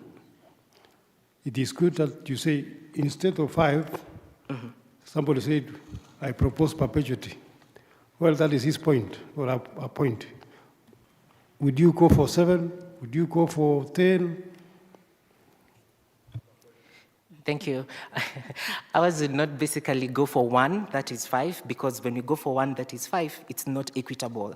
Our proposal is come up with a particular list with the different companies and how long they will take to break even, then allocate the number of years. Because even 5 is a relative term, and we have particular corporates that can actually recover that particular loss in a lesser time other than 5 years. So that is our recommendation on that particular issue. And then lastly is on the question of the dividend exemptions from the Nairobi Financial Center. My colleague will speak on the tax exemptions, and we are saying on one end, we are removing certain tax incentives, and on another end, we are increasing these particular tax incentives. And our question is, for instance, when you look at the clause 26, which is saying that it is proposing to exempt income tax from any dividends which are paid by companies certified by the Nairobi International Financial Center for if they reinvest 250 million shillings in Kenya during the same year of income. So our question is, why is this incentive being increased, I beg your pardon? Do we have any rationale? Do we have any mechanism? Because on one end, we are saying, for instance, let's remove this incentive, but on this other hand, we are giving the large corporates particular incentives. You said clause what? Clause 26. Of the bill? Yes, clause 26F. With that, I will like to welcome my colleague who will submit on the value-added tax. Thank you. Thank you, Murakaru. Honorable members, I'll pick on VAT Act without repeating on what has been presented. On clause 32, we agree with Alpha Tax. We retain the section 17(5)(c) as is, so that taxpayers are not in a perpetual refund position. And, but we differ from the previous presenters on the reclassification of various goods and supplies in the first and second schedule of the VAT Act. And Bernard and Murakaru has spoken to the national tax policy, the medium-term revenue strategy. Under the national tax policy, and specifically on the VAT Act, the broader goal by the government is to restrict zero rating to exports, and this is in line with the destination principle. The medium-term revenue strategy on its part proposes that we rationalize our tax incentives, and these reclassifications, we agree that they are aimed at that, to address the problem of tax expenditures. And as Honorable Member had mentioned, they stand at around 511 billion, and 65% of these come from the VAT tax head. And allow me also to mention that before the VAT Act was overhauled in 2013, and the list of zero ratings and exemptions was significantly reduced to less than 100. Right now, we are approaching 300 paragraphs in the first and second schedule, and the impact has been what we see in the tax expenditure numbers, as well as the tax refunds problem. And before we overhauled the VAT Act in 2013, there was a special audit in 2012 that blamed legislative changes to the two schedules for the problems we were facing with the tax refunds then. And so our suggestion, we are not making any specific suggestion, retain this or remove this, because we do not have the framework that is proposed in the medium-term revenue strategy. And so we might sit here and say, for example, we have an exemption extended to the people investing in clean energy, geothermal and solar, but you do not have evidence that the exemption that they have been enjoying has been reducing the cost of power in the country or has increased the investments in those two sectors. Again, but also in the same light, as mentioned by Murakaru, we're introducing incentives and removing them at the same time. And we believe that if we have a framework that defines this process, then we'll be able to better introduce tax incentives and review them. And when we are proposing their removal or introduction on a new one, we have evidence that indeed they are working for the country. And one important provision that we should have in that framework is clear sunset periods. So what we mean by a sunset period, for example, we have the affordable housing incentives that we had. A sunset period would say you're enjoying this for 10 years, and we collect data at the beginning and at the end and say, did we benefit as a country from such an incentive? If not, we remove. If it's still deemed to be beneficial, then we retain it. So that is our submission there. But but then a specific one is on exemption of aircraft parts, and we are proposing its deletion. And our submission from an economics perspective, I know the tax lawyers might disagree, but investors do not consider an incentive in making an investment decision. A World Bank study that was done, it listed it as the 11th factor that an investor will consider. So at stable tax environment, in our perspective, makes better sense, and also reducing the cost of other inputs like energy would influence investment decisions more than what a tax incentive would do. I'll shift to the Tax Procedures Act and specifically refer to clause number 50 and 54. And 50 is on extension of the period for processing tax refunds, and we suggest that it be retained at 90 days. To a question that was asked earlier, extending the period will not necessarily mean that the taxpayers will be getting their refunds on time. And so it should be retained as it is, and also safeguards to be put in place to ensure that businesses are getting the refunds on time to unlock working capital. On clause number 54, and I said them being read together because KRA, the proposals is extending timelines for KRA, but under 54, it is reducing timelines in terms of excluding calendar days in calculating the period within which taxpayers are supposed to file for tax disputes or objections. That period is being reduced, yet for KRA is being increased. So in terms of harmonizing our proposals, we suggest that the current provisions be retained as they are. With that, I invite my colleague from KEWAPA to conclude our submission. Thank you, colleagues. Honorable members, thank you for giving us this chance to share with you these submissions. We agree that Finance Bill 2025 reflects the government's continued effort to enhance revenue mobilization and streamline the tax administration within the constrained fiscal environment. While the bill introduces some commendable reforms, such as the expansion of allowable deductions for residential housing loans, clarity in invoice exemptions, and increased per diem tax exemptions, it also reviews several cross-cutting challenges that could undermine the broader goals of tax equity, predictability, and sustainable economic development, which I will summarize them as one is of ambitious revenue projections. Like my colleague said, we've been having budget deficits. No, I don't like to cut you short. Okay. But you see, we are doing a public participation on a specific bill, which has clauses, which has all those things. Okay. I think, if I can advise you, can you go to specific clauses of the bill where you have issues or where you have suggestions, so that we save on time? But if we go that route of general statements, I think we will waste time. So please, we are dealing with a specific proposal. Mention the proposal that you have an issue with. Give us your suggestions, and we move like that. Thank you, Chair. I stand guided. My colleagues have shared the clauses. Mine is just to reiterate the need for the government. So let me just give you 2 minutes to finalize, because you had started. Actually, I'm finalizing. Okay.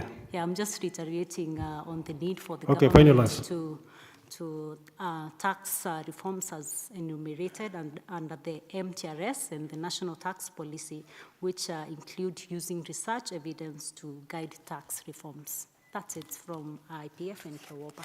Thank you. Thank you. I'm here to see what is the relationship between KEWAPA and I don't know, because I expected you to talk about what is affecting KEWAPA, or even, I don't know. I'm here to see the relationship between KEWAPA and this institute. Who is the CEO? Our CEO is not present, but I can speak on his behalf. And the relationship between the Institute of Public Finance and KEWOPA is that we are both implementing a particular program that is seeking to ensure that we empower our women parliamentarians on matters to do with budgeting and fiscal policies in Kenya. So that's our relationship, yes.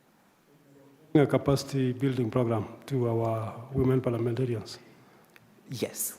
Okay. And also the male countable, if or she MPs, if your colleague, Honorable Julius Cheriot, was here, he can confirm. We were with him last week in Naivasha for a male champions forum. Thank you. I went to Naivasha last week on Thursday, and I found that KEWOPA had invited some male members of parliament. So I was wondering what kind of a relationship do they have? And probably, and they were young parliamentarians. So probably there's a support they wanted from the young male parliamentarians. And trying to put a connection between KEWOPA and Institute of Public Finance. Probably Institute of Public Finance are trying to support KEWOPA. Thank you, Chair. Thank you very much. I don't want to say anything more than that. I think just a clarification. We focused on clauses that are not presented on, but our written submission, as you can see, is much more detailed than what we presented here. Thank you very much. Thank you. Thank you. Members, do you have any? Thank you very much. We will review your written proposal at a relevant time and maybe take on board some of those suggestions that you have. Asanteni sana. Next time, we invite Dr. Eriko to Naivasha. He's not there. Maybe they may need to, in fact, what they are doing is very, very important. But they also need to invite members who have no accounting or economic background so that they actually understand and appreciate budget, right? So, because if you invite CPA Ruto, you can only invite him as a resource person, but not to train him, because he has been that field for the longest. But I'm not saying that you invite me. I'm actually a consultant on budget. So asanteni sana. Thank you very much. See you again in future. Let us have Credence Africa for virtual assets bill.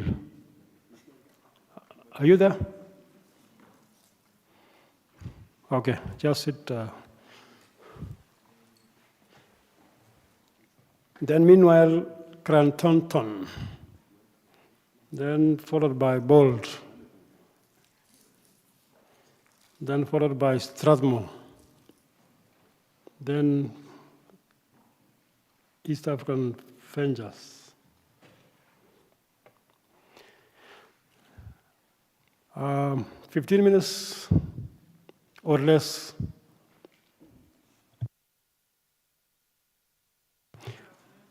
Introduce yourself and your colleague.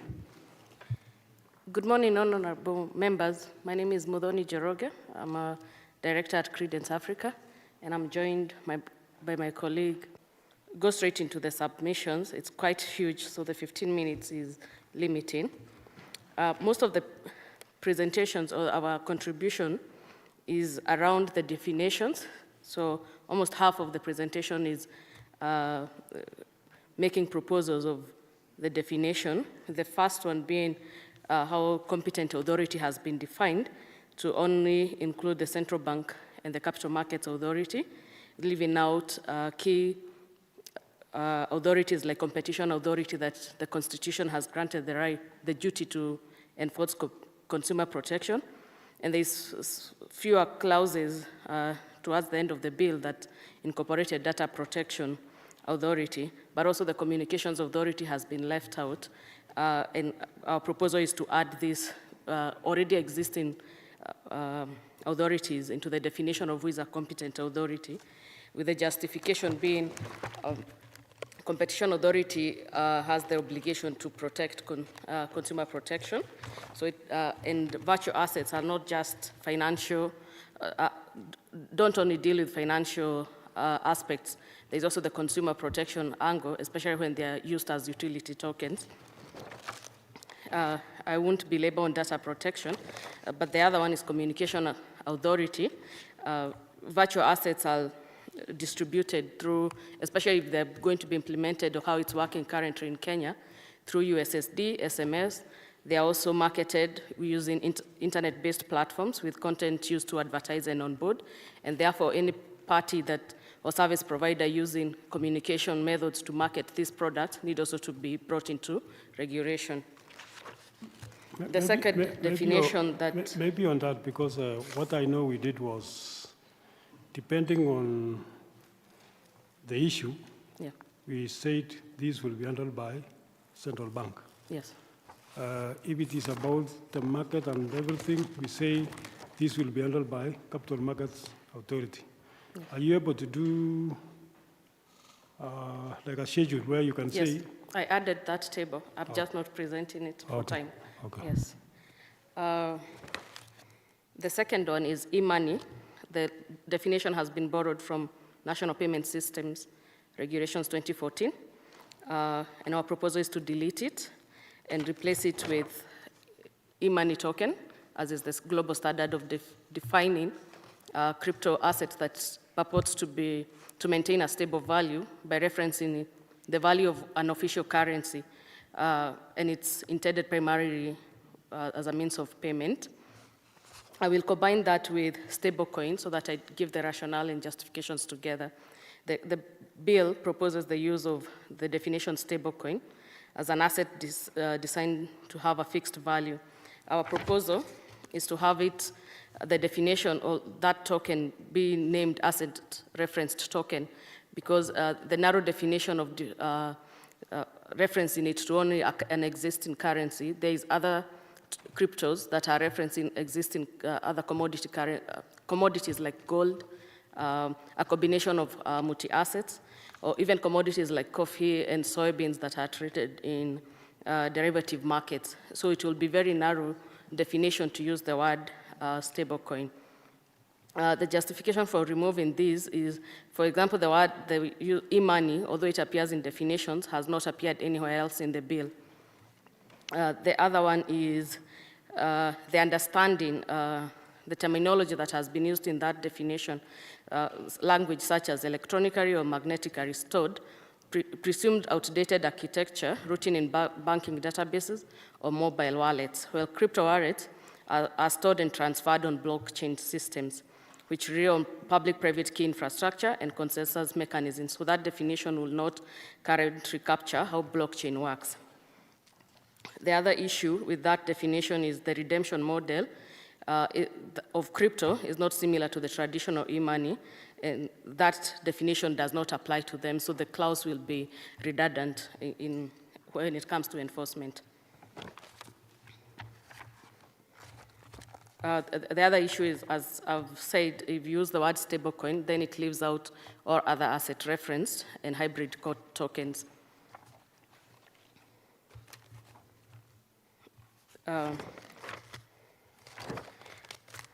Again, I'll jump to the next. I'll not make all the other points. On the definition of custodial wallet provider, the bill has defined it as a person providing custodial wallet services under this act.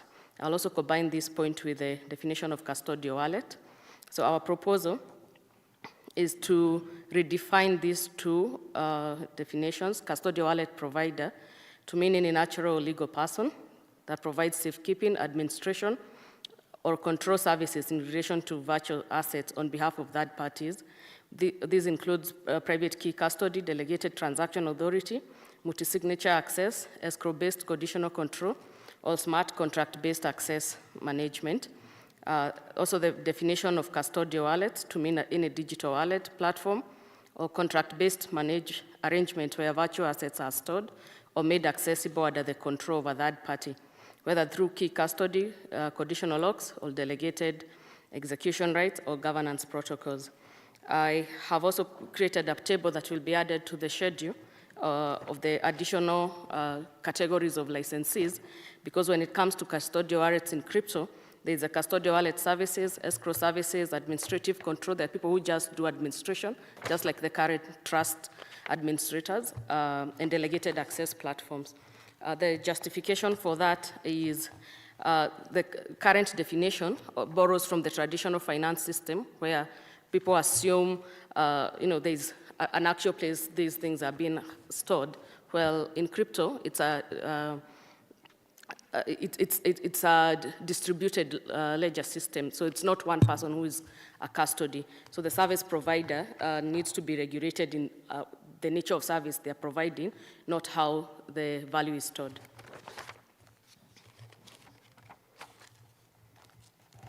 Also, the proposals in that, it's long proposals, we have aligned them with the FATF's function and how it has approached regulating virtual assets. So to be aligned with even global standards, I think the definitions should align to what other global partners have mandated. Which, in terms of international practice, which countries did you check? In terms of countries, the most progressive is European Union, as usual with regulation, but most of the proposals, based on the financial FATFs, I've forgotten the one that blacklist and grey list, they have it's called FATF, yes. Financial Action Task Force. Yeah. So that's the recommendation 15 is the one that provides how these definitions should be and what they should reference, is what we based on it. But the whole presentation has borrowed from European Union, Malta, and Mauritius, which was the first country in Africa to regulate virtual assets. USA is not part of the best practice. No. They even don't have something like M-Pesa. They're still using credit cards and cash. And cards. Okay, thank you. Something I'd like to emphasize on is regulatory oversight should be based on functional risk exposure. And therefore, each service function, and the reason I've added the classifications of licenses to be added, should be specific to the type of regulatory risk. Instead of a blanket, the current bill proposes a sort of blanket regulatory regime.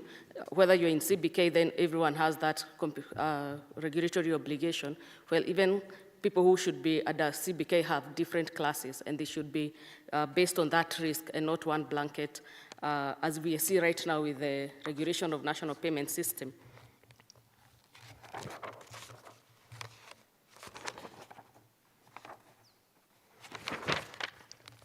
The next issue we have is the definition of issuer.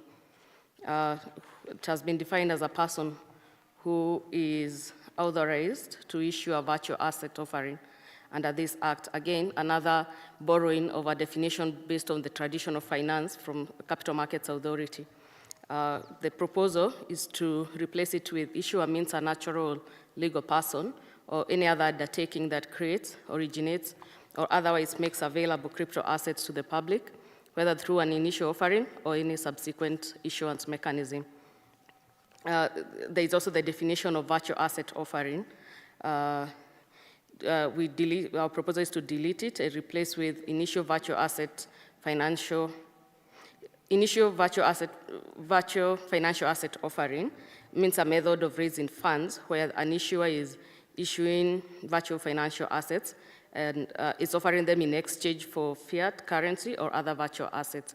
And the rationale and justification of that is the current definitions of issue and virtual asset offering are overly narrow, structurally outdated, and insufficient to address the operational realities of today's crypto asset ecosystem.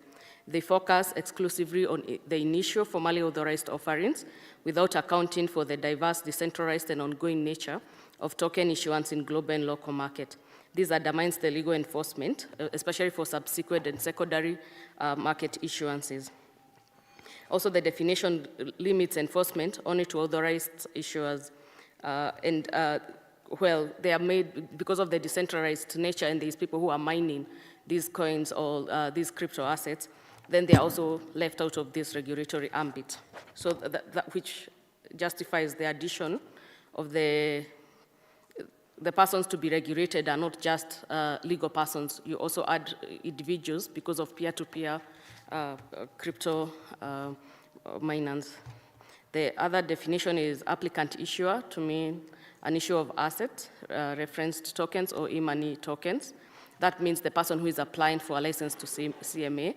The other one is offer to the public, so that because our reading of the bill wants to regulate the people who go to the market to raise funds from the public, so that you separate them from the people who are individually in their personal capacity mining or creating an asset for their own personal or limited use. So the issues with this definition, another issue is that it fails to capture decentralized and programmatic issuance structures because a growing share of crypto assets are being issued through decentralized autonomous organizations and protocol level governance votes or automatically via smart contracts. So these issuance, if you go with the definition as it is, all these will be left out. The other problem with this definition, it overemphasizes the initial offerings and ignores ongoing and secondary issuance. The other problem with this definition is there's no jurisdictional reach over cross-border issuers, while many crypto offerings originate from outside Kenya, but directly target Kenyans. If you go with this definition, then the regulators will not have any ambit for cross-border issuers, and therefore, the definition requires domestic authorization, exclude these actors. The proposal is to extend the legal jurisdiction regardless of where the issuer is based, as long as they are marketing to Kenyans. The other issue is the unclear meaning of the word funds. It reduces coverage of common offering structures. It's ambiguous as whether this includes only fiat currency or also crypto assets, such as Ethereum and USDT. So that definition of funds should just be used as virtual assets instead of the words funds. I think the definition was borrowed from the CMA Act. The other problem is staking rewards in gaming incentives and that pose EML and counter-terrorism risks. The staking rewards distribute tokens based on participation, often using algorithmic rules and probabilistic returns. This resembles betting and gaming, where users stake value and receive variable returns. Kenya already regulates the gaming sector and has brought it under the AMA reporting regime, but these definitions leave a loophole where staking rewards will not be regulated under this regime, and that should be expanded. There's also the exclusion of airdrops, rewards, and indirect offerings, which enables regulatory arbitrage. So airdrops, especially, that are now very common with influencers, where someone who is introducing a new crypto asset will want to distribute them through influencers, globally or even locally, and they give these assets and that coin starts getting used. So these also are left out from this regulatory framework. And that addition needs to be made.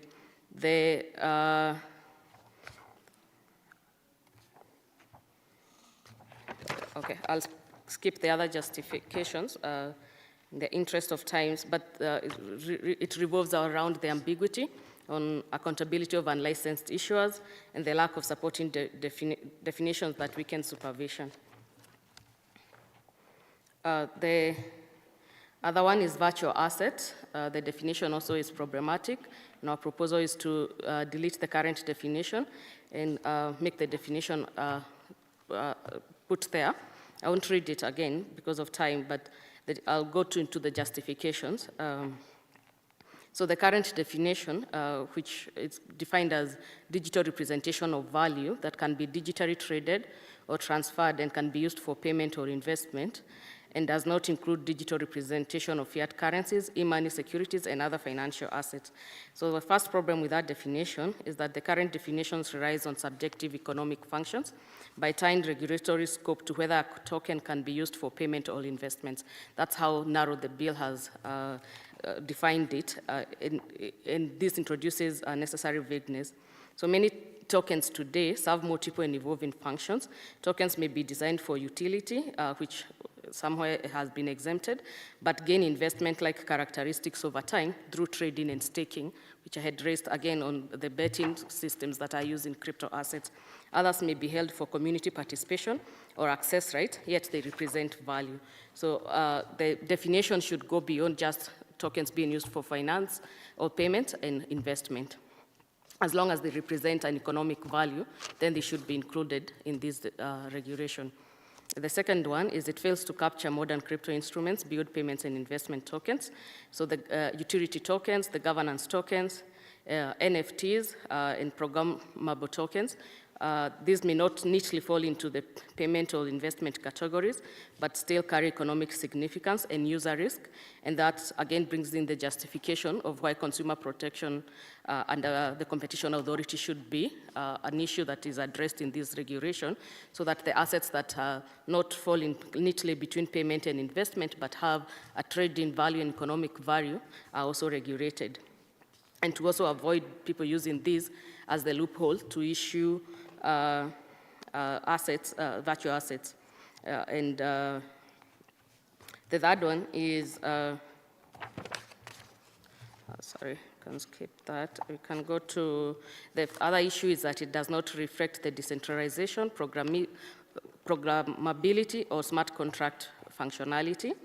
And it also lacks global regulatory coherence that requires convergence with FATF standards. The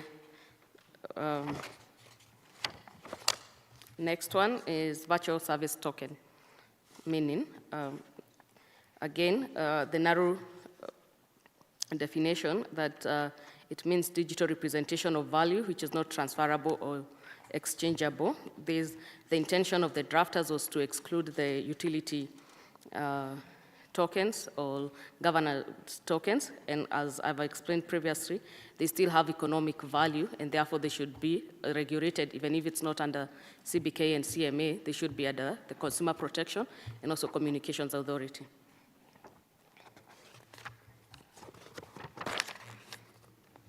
We'll go next to the virtual assets trading platform. The proposed amendment to that definition is that it should mean any digital interface, software, protocol, or technological infrastructure, whether centralized, decentralized, or a hybrid, that facilitates the exchange, trading, or matching of virtual assets with other virtual assets or fiat currency on behalf of users or participants, which derives direct or indirect economic benefit from such facilitation. So the rationale for that expanded definition is that it captures both centralized and decentralized models. So the current definition assumes a centralized model as it is with the current fiat or traditional finance system, where there's a central bank and one settlement person. But in crypto, the systems are decentralized models, and that trading platform may not be hosted by just one person. So it's this definition excludes non-custodial platforms and automated trading systems, such as decentralized exchanges that are short-formed DEXs, automated market makers, AMMs, and contract-based marketplaces. All these also need to be brought into the regulation purview. These platforms execute high-value transactions without holding any user assets, yet introduce similar market, consumer, and AML risks. The other justification is it aligns the regulation with function and not structure. So the best practices of regulation is to regulate activity and the function, and not how you are registered or structured. So as long as someone is performing any activities that are related to trading platforms, regardless of the structure in which they are registered or they are appearing, then they should also be regulated. It also, this proposed definition, it brings into regulation the smart contract-based and protocol-level trading that are often in peer-to-peer platforms.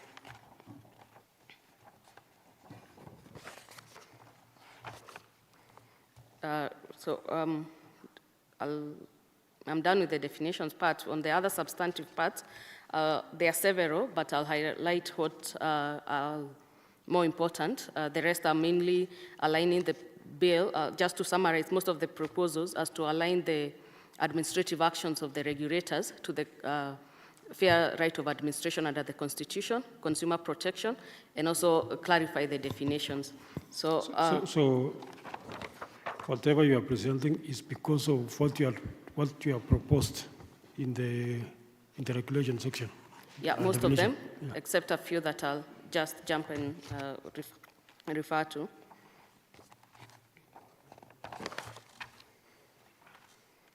Meanwhile, we have a new member who has walked in. Introduce yourself. Thank you, Chair, for the opportunity. My name is Paul Kibichi Biego, Member of Parliament, Chesumei constituency, that's in Nandi County, and I'm a member of this Finance and National Planning Committee. Thank you. Can proceed. Thank you. So I'll jump to section 7 because the other sections are what I've proposed and how those definitions change those clauses. On the list and powers and it lists, section 7 is long. It lists the powers and functions of the regulatory authorities. The proposal is to add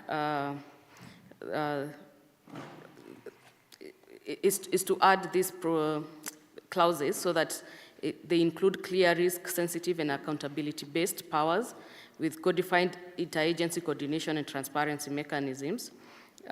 So the relevant authorities, what we are proposing is that the clauses be added to capture that the relevant authorities shall exercise their functions in accordance to the following principles: risk-based supervision, functional allocation, collaborative regulation, and public guidance and consultation. And this is a lesson taken from the current national payment system, where payment service providers are all regulated in the same way. Small PSPs that don't have a big market share are subjected to the same regulatory rigors, like the same M-Pesa that they are relying and riding on their rails are made. So the proposal is to have a risk-based supervision so that the regulation is not too burdensome to the smaller players.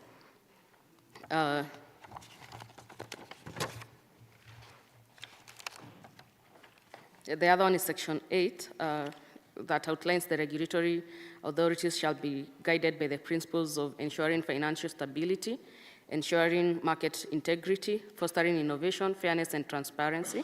So we are proposing to add when exercising their powers and discharging their functions, that the regulatory authorities shall be guided by the principles of to safeguard the integrity, stability, and resilience of the financial asset ecosystem, to promote proportionate risk-based approach, to ensure protection of consumers, to foster responsible innovation, fair competition, and open market access, to promote financial inclusion through equitable access to virtual assets, especially for underserved or excluded segments, to enhance transparency, accountability, and procedural fairness, to encourage domestic and cross-border cooperation, and to prevent abuse of virtual asset system for money laundering. The justification is because there is no express reference to consumer or investor protection mechanisms in that clause, which is important and should be the core goal of this regulation. There is also the absence of proportionality and risk-based supervision. There is also the omission of financial inclusion, which risks these virtual assets being regulated in such a way that it only provides access to the elite. There is also a drafting error of a repetition of clauses there.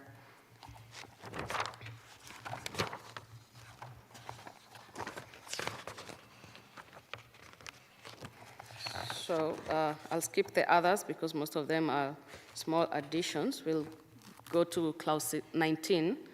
19.2, the proposal, it provides for probity, competency, experience, the regulatory requirements when applying for a license.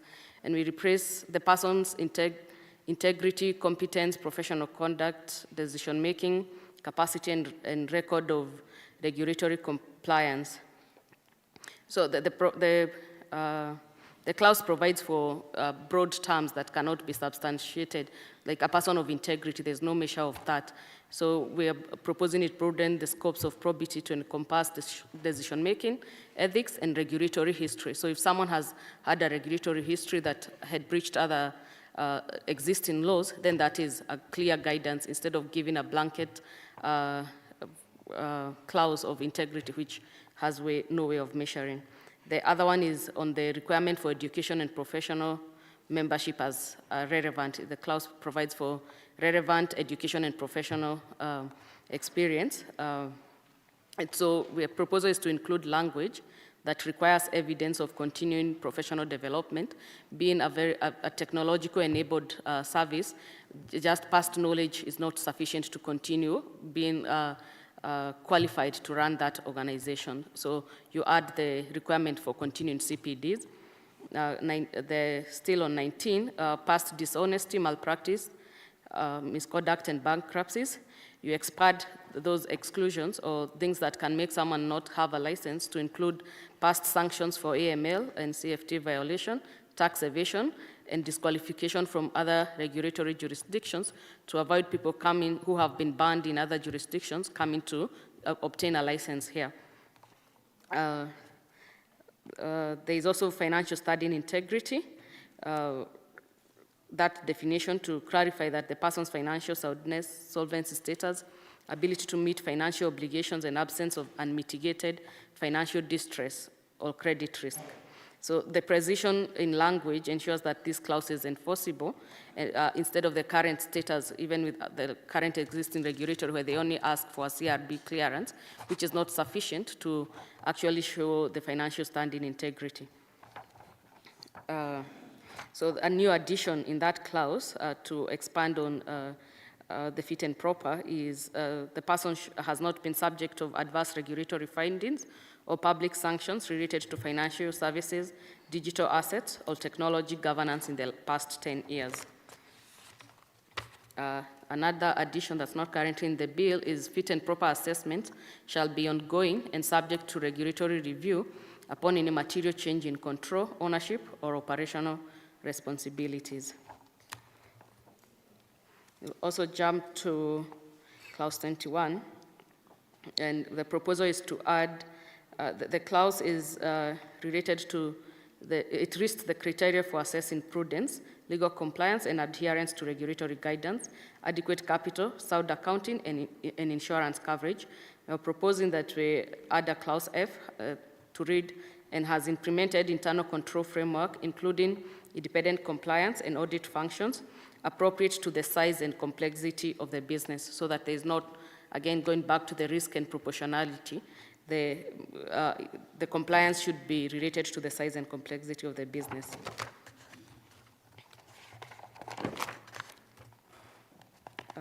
We can also skip to 29, where the bill provides that the licensee shall have appropriate and effective cybersecurity measures as prescribed or as provided under the Computer Misuse and Cybercrimes Act. I think that was an oversight. The Computer and Misuse Cybercrimes Act does not provide for any effective cybersecurity measures. The appropriate law is the Data Protection Act 2019.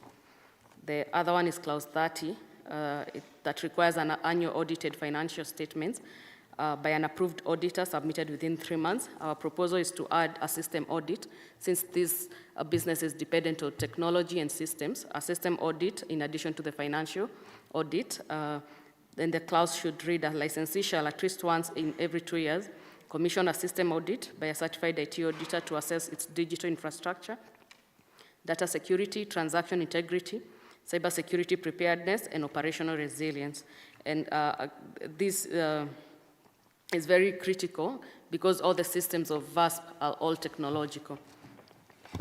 I think in that proposal, the one sheet which should come out very clear is that one of system audit, because that one of financial audit is something which is done by all limited companies.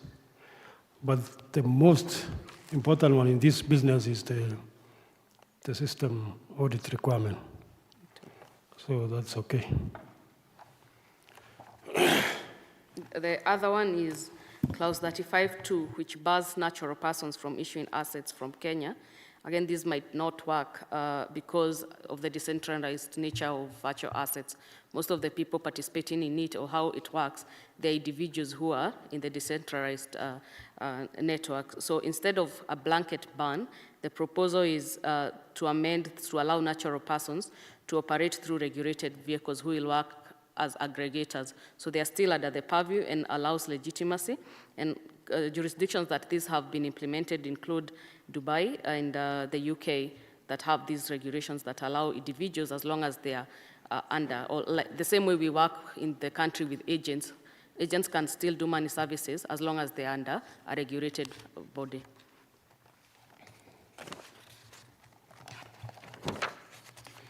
I don't know on that proposal, so I can issue a cryptocurrency of my own, and it is still okay. Yes. Actually, you see, issuance, again, goes back to the definition of what issuance is. Well, we understand issuance in the current way issuance of securities CMA does. In the crypto world, it also includes the people who are mining, who have computers, and they're generating these crypto, and they have issued it now to the market. So that is limited, rather than, and that's why I had proposed the definitions of changes, where issuer is based on whoever generates a crypto asset, different from person who is issuing to the public in exchange of value.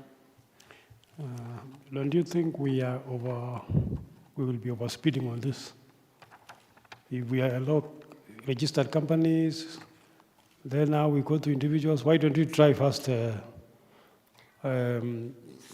registered companies, the legal companies, and then as we learn, now we can see how we can bring in individual persons.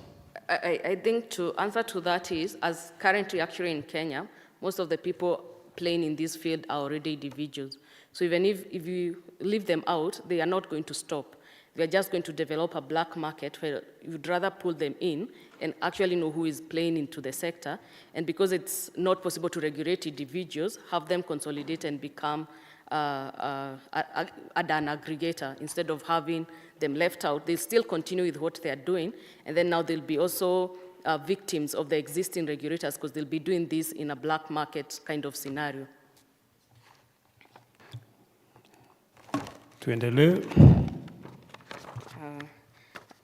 So I'll also skip all the proposals in those clauses and go to clause 40 that sets the administrative penalties to shillings 3 million for individuals and 10 million for companies. And the proposal is to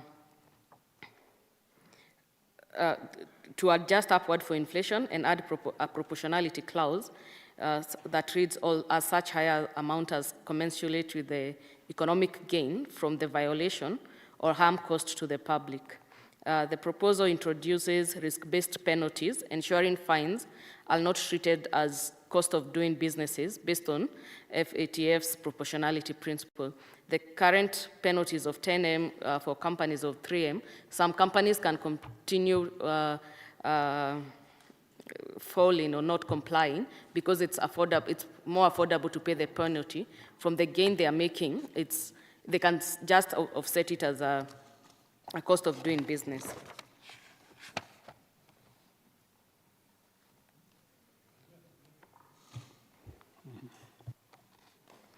The other proposal is on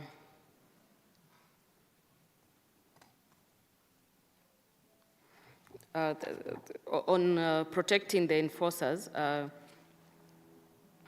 on section 46, protection from liability. That clause should be amended to read, provided such acts are not grossly negligent, reckless, or in willful disregard of statutory obligations.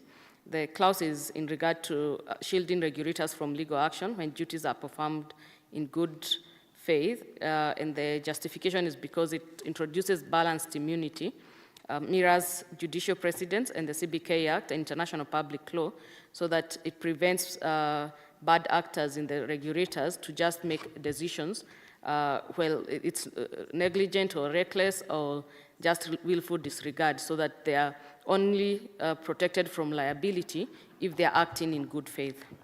I think that completes our presentation.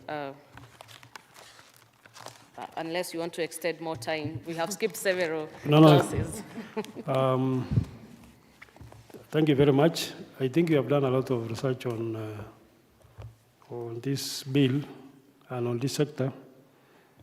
And when I look at your proposals, it looks like you want to remake the bill completely from what it was before. But I think you have some of the best enhancements to the bill, and we are going to consider them at the relevant time. Some of them we might carry through the amendments in the House. Of course, not all of them, but some of them. So I think we have heard you. Unless any member wants to say something.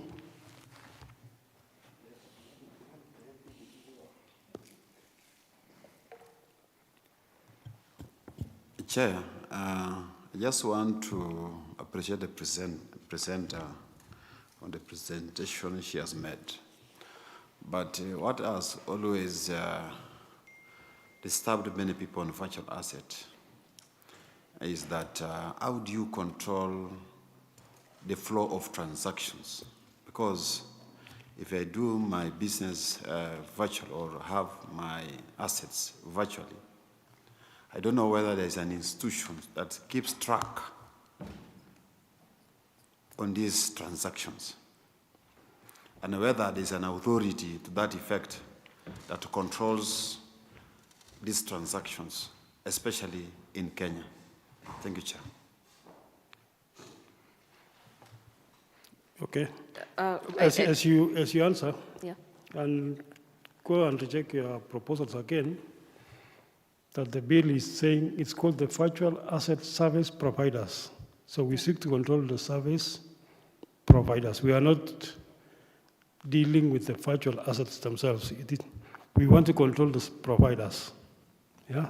We are not seeking to define or to introduce financial assets, virtual assets, but we are seeking to control those who from time to time come up with those virtual assets.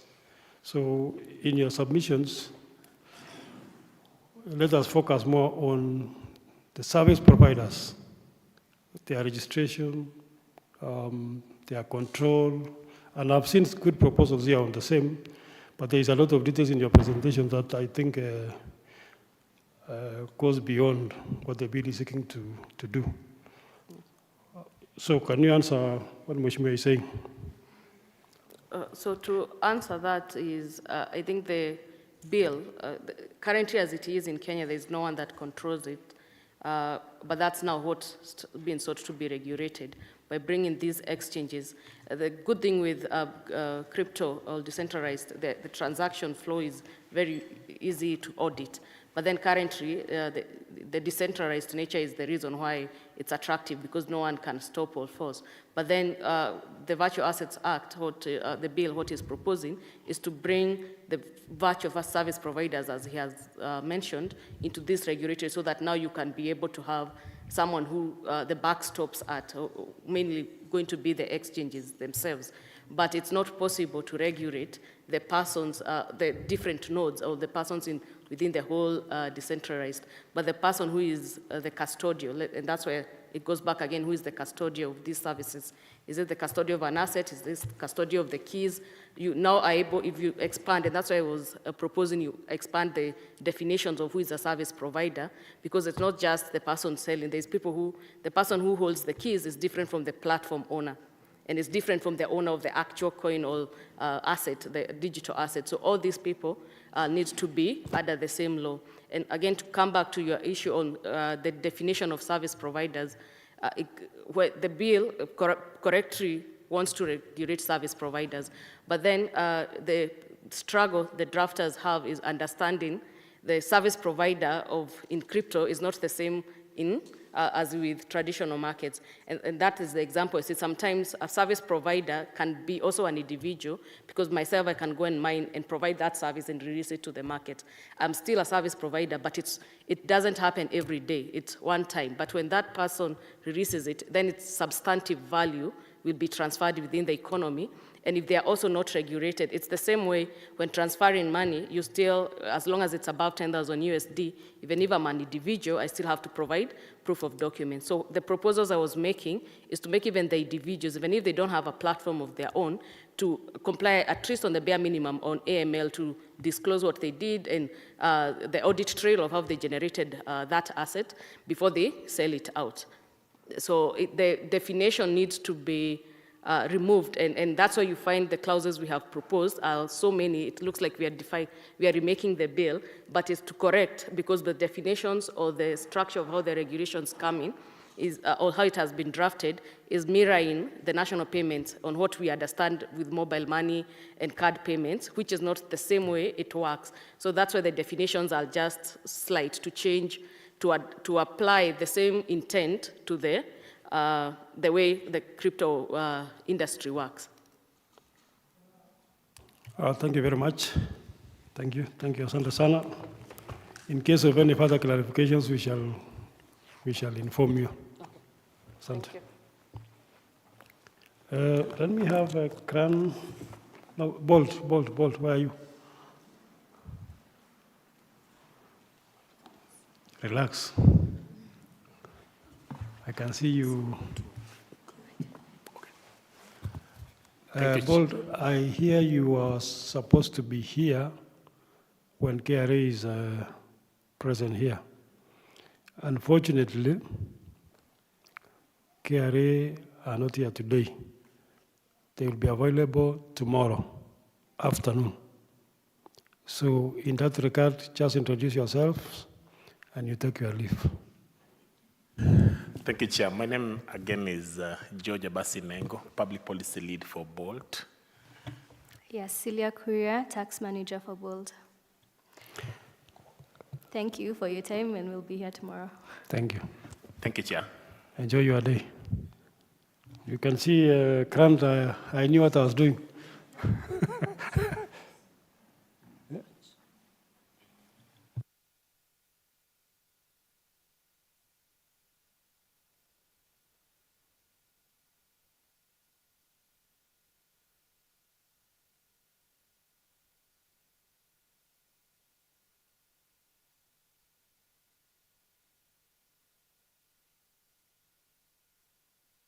So introduce yourselves, and then you proceed. I will give you 15 minutes like the others. Please make your presentations within 15 minutes. Even in Parliament, we don't talk in perpetuity, we are timed. Yeah? So please introduce yourselves and you proceed. Thank you, Chair. Thank you, honorable members. We hope we'll use a shorter time. Our presentation is on the finance bill, so a majority of our issues may have been mentioned. So my name is Winnie Murugi from Grant Thornton. My name is John Waihenya, CPA from Grant Thornton.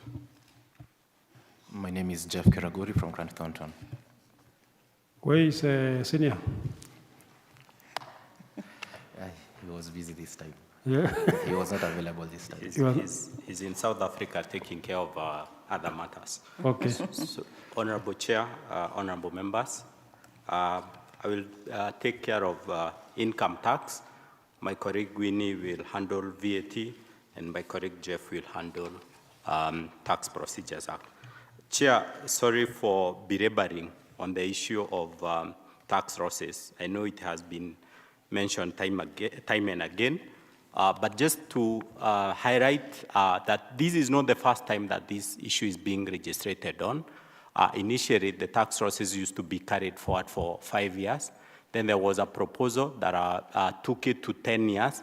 And there was also a proposal that when a company can have it or can carry forward losses for more than 10 years, there was, the commissioner could approve after, the cabinet secretary in charge of treasury could approve after recommendation from treasury. So our proposal, our first proposal is, if possible, that the tax losses should be carried forward to perpetuity. However, our second proposal is because most businesses actually break even between 3 to 5 years. So if I'm breaking even at 5th year, and that's the 5th year that probably the losses I'm starting to lose them, then it will disadvantage the business. So maybe we can put it to 10 years, and maybe for capital-intensive projects, we can have a proposal or a proviso that the commissioner can make recommendation to the cabinet secretary to approve the same. Alternatively, we can list specific sectors like manufacturing, those people who manufacture and have invested specific or certain investments. Because recently, one of our clients invested around 5 billion in Vipingo. They got 150% investment allowance. So their losses is around 8 billion. So currently, their profit is around 400 million. So if you do the math, in 5 years, they will only have utilized around 2-3 billion. So investment allowance that they got at the beginning will not be of any use. And maybe to mention again, the tax losses that these businesses make, they constitute so many things. It's not, some of it is salaries and wages, some of it is interest that they have paid to banks, and these banks have eventually declared these profits. These salaries and wages that have been paid have already been paid on the same. So this is a serious issue that we feel that honorable members, you should give it an extra thought in terms of the carry forward of losses. There are proposals that we have put forward as the consumers of these bills or the consumers of these registrations, and as the people who help businesses interpret this law. The other issue, Chair. So you propose either we put a quantum of investment. Yes. Or we list the sectors. Yes. But the bare minimum, 10 years. But you are saying the best for you is a perpetuity. The best for us is perpetuity, the way things have been. However, because it's a give and take in terms of how these things are done, if we can get at least 10 years and then list for manufacturing with certain threshold of investments. Imagining investing 55 billion and then being told that you can't enjoy the 5 billion. It will actually discourage investment. And as I said, because I'm an accountant, accountants will come up with ways of tax planning around this area. So to ensure that our brains are not utilized in terms of tax planning, maybe we can have the 10 years, risk the sectors, and probably also have the hands of either commissioner or the treasury checking some of these investments. Chair, in terms of the capital loss, there is a proposal, clause 8, is proposing that to delete a provision whereby if I make a capital loss in one investment, I'm not allowed to carry it forward to a subsequent capital investment. So if I have a property as an individual that's subject to capital gain that I have sold in Kericho today, and I make a loss, if tomorrow I sell another one in Bomet and I make a profit, I'm supposed to pay taxes on the one I've made. Pay taxes on the profit I have made on the property that I've sold in Bomet, forgetting that I made a loss 2 years back or 1 year back or 6 months back in another property that I sold, like for like. So that's another proposal that we feel that the honorable members should consider dropping. Gains? Sorry? Is it capital gains tax? Yes, it's capital gain tax, whereby if you realize a capital loss in one asset, you are not supposed to utilize that loss in any other capital gain that you are going to make. It's under clause 8 of the finance bill.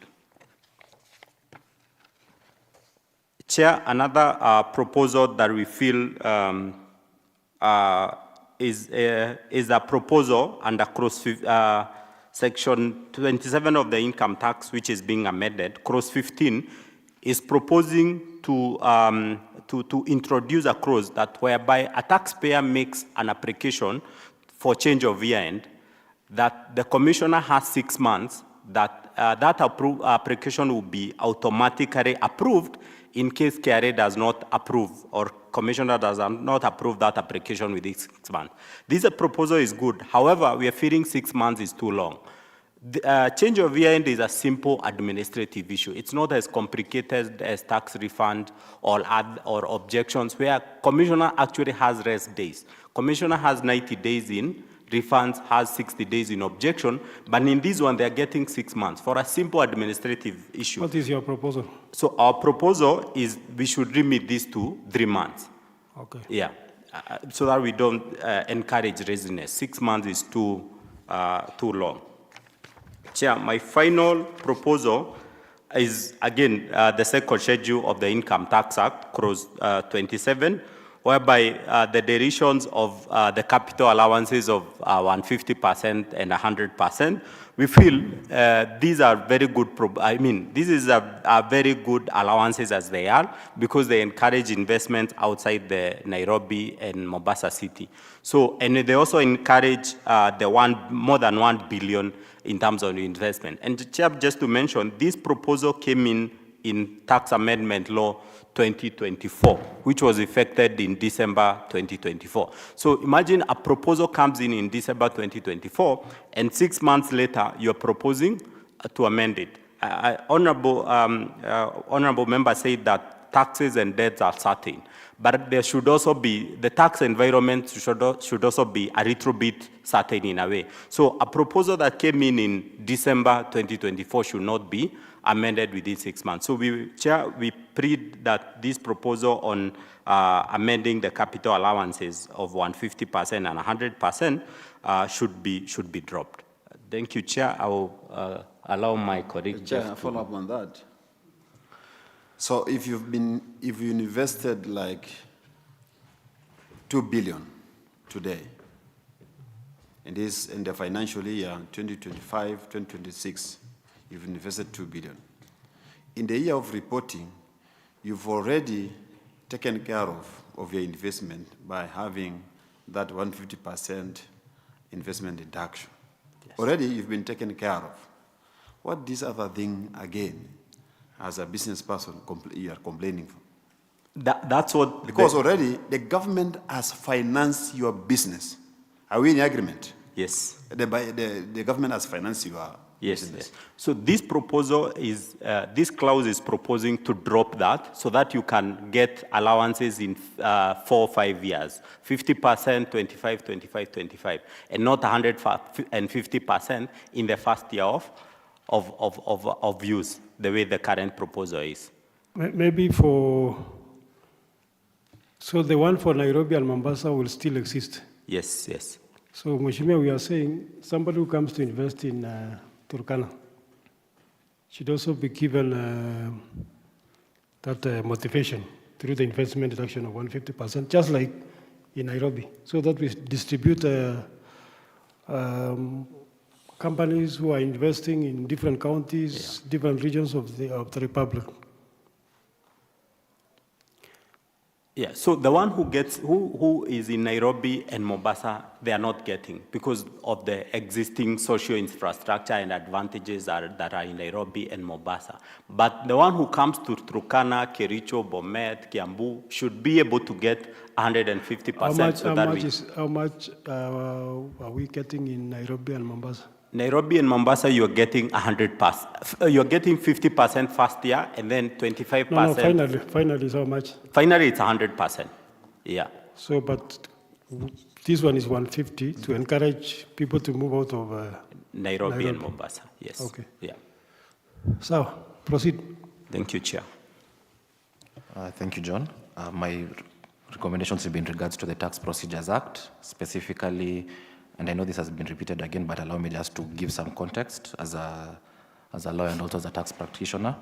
So that is number 25, and that is clause 43 in the finance bill, where we recommend that a minimum threshold is introduced in regards to e-teams. That is, an e-teams transaction should be up to 1 million. I mean, that is because ideally, in as much as KRA has introduced the aspect of reverse invoicing to be able to take care of the small businesses, we note that implementing reverse invoicing is quite challenging in regards to on a personal level. And allow me to use your example, Mr. Chair, where you come from. I believe you have independent tea pickers who ideally sell to independent tea factories. They are not established corporations like Finlay's or the rest. So ideally, the independent tea picker or the farmer at the point will choose what is convenient for him. Now, if he goes to factory XYZ, which is independent, now factory XYZ will have to issue an invoice on his behalf, the reverse invoicing. You require internet, you require USSD, and ideally all that is just lengthens the process. So ideally we recommend that a transaction, a limit be introduced, that is transactions below 1 million to be specifically exempt. The other transaction is in respect to data protection once again, that is clause 52. I know it has been repeated, but the way I'd put it is in respect to pushback from customers.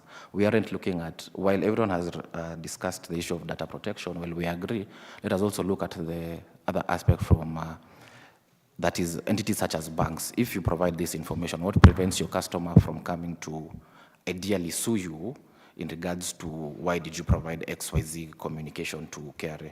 Further to that, I think the Data Protection Act as it is quite sufficient, and while it does take care of natural persons, I think it is important that we respect the fact that the Data Protection Act, and especially maybe a personal example is the fact that there was a time during KRA was trying to, I would say, advertise the taxpayers with their PINs, and the Data Protection Commissioner at the time, Immaculate Kasait, stood in and was able to stand down the Commissioner's action. So ideally, we do have a robust data protection system for the natural person, and that should be left as it is. Now, my other recommendation is in regards to the calculation of time. Now, that is the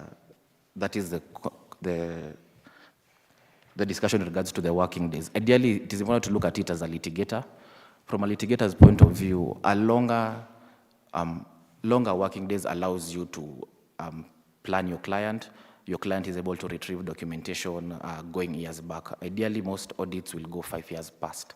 So if I need an invoice from 2019, my client has to go and retrieve the invoice, maybe that has been archived. So ideally, lengthening the objection process allows the person to be able to collect all necessary information to prepare a proper objection, a proper response.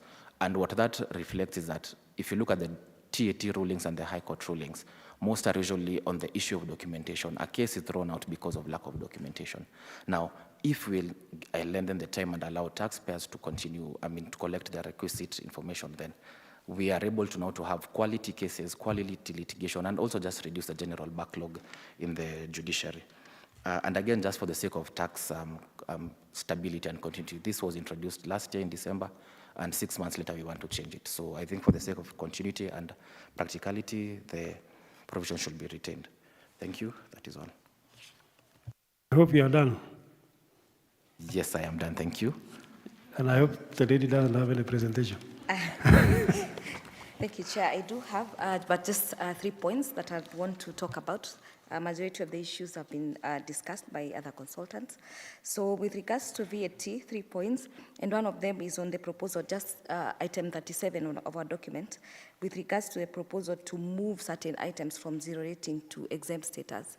It is worth to note, basically, that if you move items from zero rated or to exempt status, does not really make the item tax-free, or rather, yes, there's no tax, but we need to understand that such companies may not be able to recover VAT or input VAT that they recover, so that they incur during the production of such items. So we are likely to see prices go up. And just to mention, some of these products are a supply of electric cars, buses, motorcycles, just to mention a few. We also have the items like solar lithium-ion batteries. So moving them from zero rated to exempt status may see the prices go up. It's good to notice that currently electricity is quite expensive, so many people are moving into solar equipment. So this is one of those proposals that request that honorable chairs to drop. The other item is on the clause, item 38 of our document, basically, the transportation of sugarcane from farms to milling factories, which the bill is proposing to exempt. Again, the prices are likely going to go up. And you look at who is going to suffer the most would be the farmers in terms of the transporting these particular items to the factories, because majority of the factories do not go to the farmer to pick these items, but the farmers will actually take the sugarcane and transport to the factories. So this will definitely see the price of sugar, for example, which is being used in many homes, go high. So we hope that the proposal can be dropped. The other one is with regards to VAT refunds, where the bill is proposing to reduce the timeline from 24 months, current 24 months to 12 months. Of course, we see this is a move by the government to probably reduce payment of refunds so that maybe many taxpayers are left out.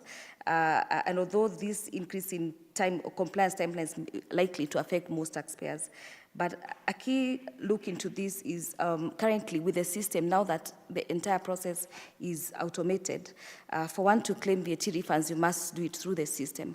And what you are seeing currently is that there are a lot of incorrect or ungenuine liabilities basically in the system, barring taxpayers from claiming these refunds. And it is taking long. And I think I'll mention the case of, say, legacy balances and all that are taking even more than 24 months to resolve. In fact, currently they're not being resolved. So most taxpayers are not able to claim such refunds. So it is one of those proposals that we are requesting should be dropped, basically retain the timeline to 24 months and allow such taxpayers to be able to organize themselves and claim refunds, they are legitimate refunds, basically. So I think those are our proposals with regards to VAT. Thank you very much. We have heard you. We shall consider your proposals at a relevant time. Asanteni sana. Thank you. I know there was a request by, meanwhile, let us have Strathmore. And I know there was a request by East African Ventures, is it East African Venture Capital?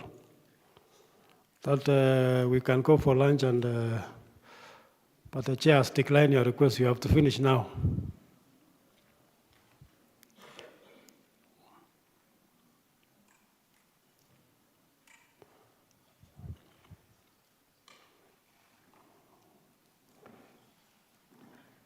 Thank you very much. Please introduce yourselves. Good afternoon, Chair. My name is Catherine Mutava from Strathmore Tax Research Center. Good afternoon, Chair. My name is Gladwin Ngatia from the Strathmore Tax Research Center. Good afternoon, Chair. My name is Julian Samboko. I support the Research Center as a research fellow. Thank you very much. I give you 15 minutes. Stay focused to your important issues. If you use 15 minutes to discuss non-important issues, you lose the opportunity. So it's up to you. All right, we will make an attempt to do so. As always, our submissions are limited mainly on public interest. When you say Strathmore, are you lecturers in the university? Yes, I am. Yes, I am. I'm a lecturer at the university. I teach tax. Oh, okay. Yes. And the other lady? I work at the research center. So there's a research center for tax within Strathmore. Okay. The gentleman? And I'm a research fellow, so I support the research on tax. Okay. So proceed, Madam. All right. As I said, our submissions are mainly limited on what we consider to be matters of public interest. I assume that the big players who are affected by the others will ably represent themselves. So we represent the common mwananchi. There's a proposal in clause 28 that deals with the Nairobi International Financial Center, and it's supposed to attract high-value investments. And it's very commendable, the limitations that have been placed on the incentives, because normally we offer incentives that don't have any limitation, which means people come into Kenya, they make their money, then they're allowed to take their money out without any taxation. In this case, what we are asking is that we may increase the limitations and say that if you leave, for example, within a certain period of time, within 10 years of having been offered, of having enjoyed our incentives, then you should be required to pay back some of the taxes that you enjoyed. That way that Kenya is able to regain some So of... that is the one for dividends. Because I saw under that section it is saying... yes, there's one for dividends. If you have paid dividends, you will be exempted from tax provided that you reinvest the money. Yes, 250 million. Yeah, reinvest the money within the republic. Yes, so there are two. Which one else? So there's the specific rates that are provided for, where they have given different incentives that you will be taxed less if you are in the Nairobi Financial Center. That's clause 28, 28B4.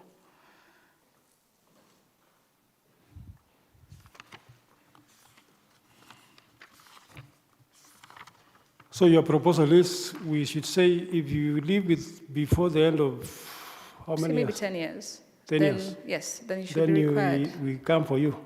Yes, you should pay back something. You've enjoyed our good weather, you've enjoyed our protection, our roads. You should pay us something for it. Like, you shouldn't just be able to take out your money completely for free. Okay. It's one of the things that China, for example, did in trying to make sure that people reinvested their money back in the country. They said, if you come and you set up a factory here, then within 10 years, you must reinvest back everything. Otherwise, then we will make you pay tax. So I'm just saying that for a country that is badly in need of taxes, then we should put certain limitations that if we give you incentives, then you have to stay here for a while.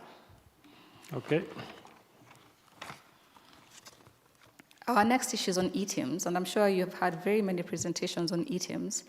And one of the issues, first of all, ETIMs is very problematic because there are certain realities that it doesn't capture. So for example, you can buy airtime on your phone. You can buy data on your phone. But then when you look at section 16.2, it says, I'm not allowed to deduct an expense unless I have an ETIMs receipt. I can't get an ETIMs receipt when I buy airtime on my phone. I don't think any of the telcos are giving those ones.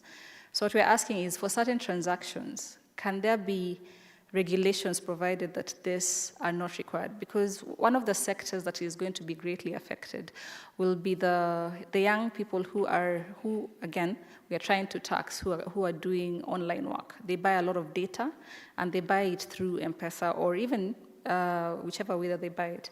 They will not get those ETIMs receipts. But what you're telling them is that they will not be able to deduct that specific expense. So that means that their tax is going to be very high. When someone's tax is so high, what will eventually happen is that people will stop trying to comply, and that's going to be a problem in the end. So my suggestion is there are certain expenses that are difficult. For example, if for example, I am a content provider, I'm assuming that you all know someone like Njugush, for example. He makes the content, for example, in his house. He is paying rent. He doesn't have an office. So part of that rent is his expense, but he won't be allowed to deduct it. He won't be allowed to deduct for airtime. If he uses his car, he's not allowed to claim mileage because all these expenses cannot be passed through ETIMs. So there is something wrong with the way ETIMs currently is. It doesn't take into account the realities, and it needs to be relooked at, because what I think will eventually happen is you'll have a very, very large part of this country where they are completely disconnected from the tax system. If you go to my village in Busia, for example, it is very unlikely that any of the shopkeepers are busy transmitting receipts to KRA through ETIMs, no matter how much money they're making, because internet is a problem. Half of the time when I'm there, we get our data, we connect to the Ugandan telecom, because it's so far. Honestly, it's far. It's very far. It's my fault I got married there, but it's very far. All this to say that we need to reconsider the ETIMs regulations. They work very well if you're a big entity. They don't work very well if you're small. I'll let Gladwini deal with the next two. I'll talk about clause 47V of the finance bill.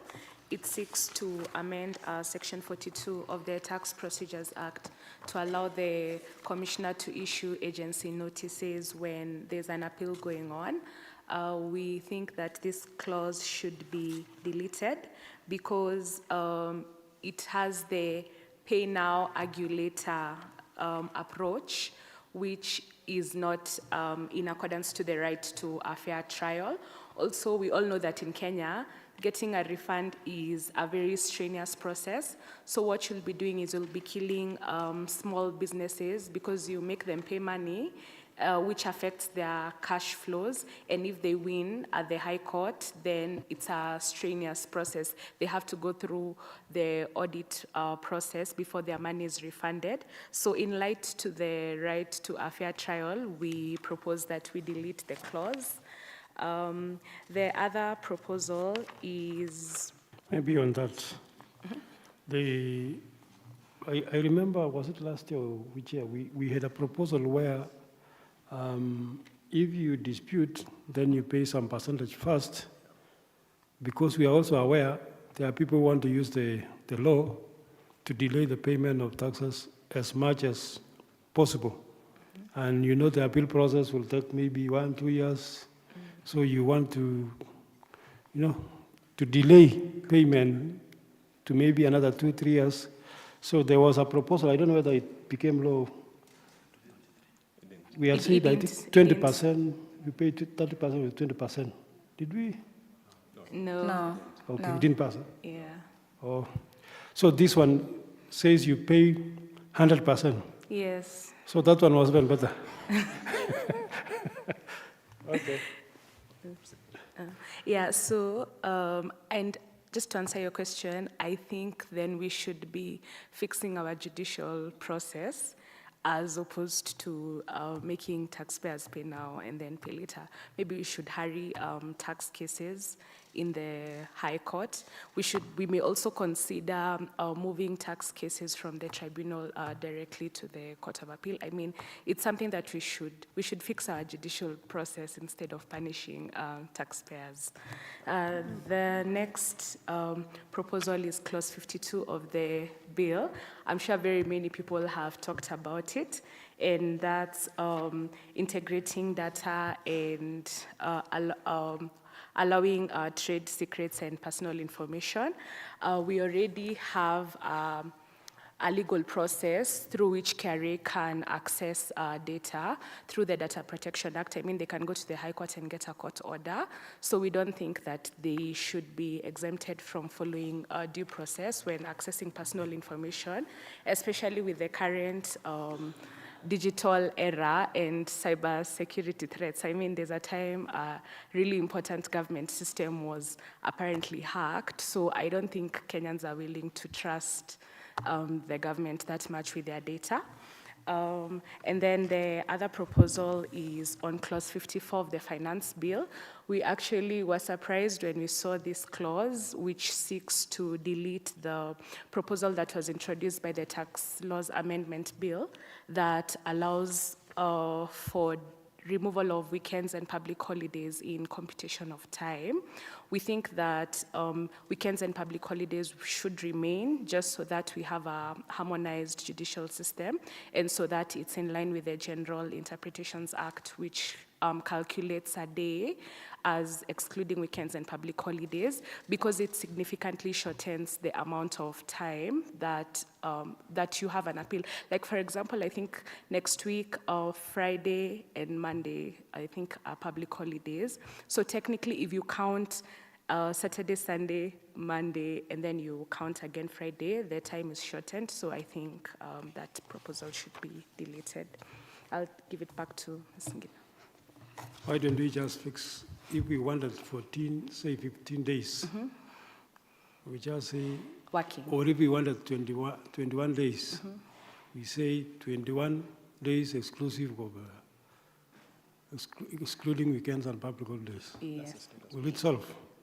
Yeah, it will solve. So that we fix the Yes. days, we fix the days which you have, and then we exclude the weekends. Yes, that will solve it. Also, the proposal should be amended to include Section 47 as well, because Section 47 of the Tax Procedures Act talks about refund appeals. because the way the law currently is, Section 77, it only talks about appeals under Section 51, 52, and 53, which is appeal to the TAT, appeal to the High Court, and appeal to the Court of Appeal. So it should include Section 47 as well. All right.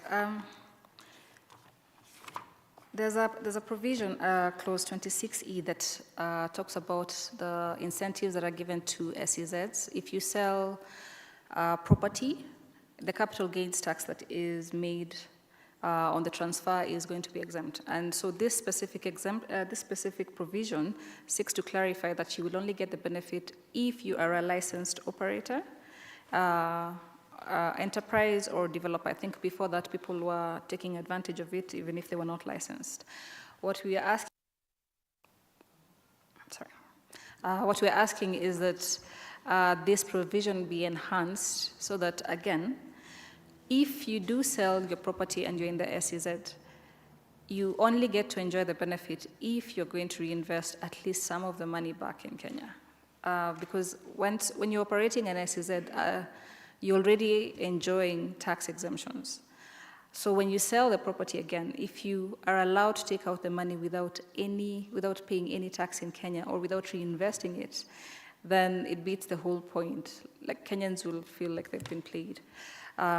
So my suggestion is that if we can have a clause that includes that part of the income be either reinvested rather than it all be taken out tax-free, then it would help Kenya. Then the last one is on clause 26F. I think it was the one that you're talking about on the dividends which are paid by an entity that is registered in the Nairobi International Financial Center. This one has a limitation, and which is very good, but the limitation is only if you reinvest back 250 million. Now, I don't know if you've ever seen the profits that banks make. They're normally in the billions. So my suggestion would be, in this case, for purposes of equity, to make sure that everyone is at least getting something out of it. If instead of saying reinvest back at least 250 million, can they be required to reinvest back a certain percentage of the profits that they have made, so that it's always equitable? Because some people, again, will be in losses, some people will make much more money. So instead of putting the figure of 250 million, which it's not very clear where it has come from, instead have a percentage of whatever profits that they have made be reinvested back in the country. Chairman, with your permission, in the 3 minutes remaining, I want to whip through proposals not contained in the bill. As we said, we are public interest. The first one is that we are tabling a case for a revision of the pay-as-you-earn bans. And our considered opinion is that this needs to be done in two ways. The first one is that we need to stretch the bans. Currently, the 30% rate kicks in too early and has a significant burden on the low-income earners. The second one is that we are of the view that it is time that the tax-free threshold, if I could call it, is revised from 24,000 shillings to 30,000 shillings. Because it's been at 24,000 for a while. If you consider the inflation adjustment aspect, I think there is a worthy case to consider this proposition. And this aligns with the proposals contained in the medium-term revenue strategy, which identified our pay bans as not being progressive. The second one is that we want to go back to Finance Act 23 and the requirement that withholding tax should be remitted within 5 days.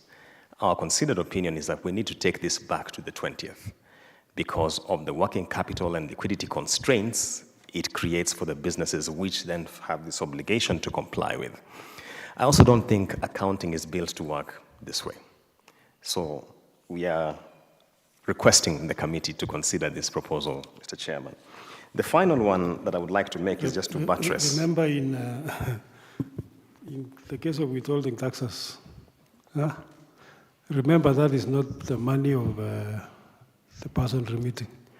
You are just the agent.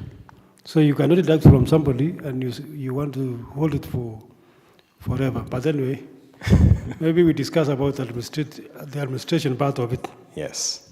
But to say capitalization and cash flow, that is not your money. You are just collecting on behalf of government. But we can talk about administrative part of it. Correct. Yeah. All right, Mr. Chairman. The final one is just to buttress the point that was made by my director, Ngina, and it goes back to the question of e-teams. Our view is that Section 16(1)(c) of the Income Tax Act needs to be revised, and here is why. Section 23A of the Tax Procedures Act prescribes that all businesses, and the word there is all, will generate electronically generated invoices. Tax Procedures Act Amendment 24 introduces a threshold for reverse invoicing. Section 16(1)(c) prescribes that the only invoices which are admissible for deductible purposes are e-teams generated.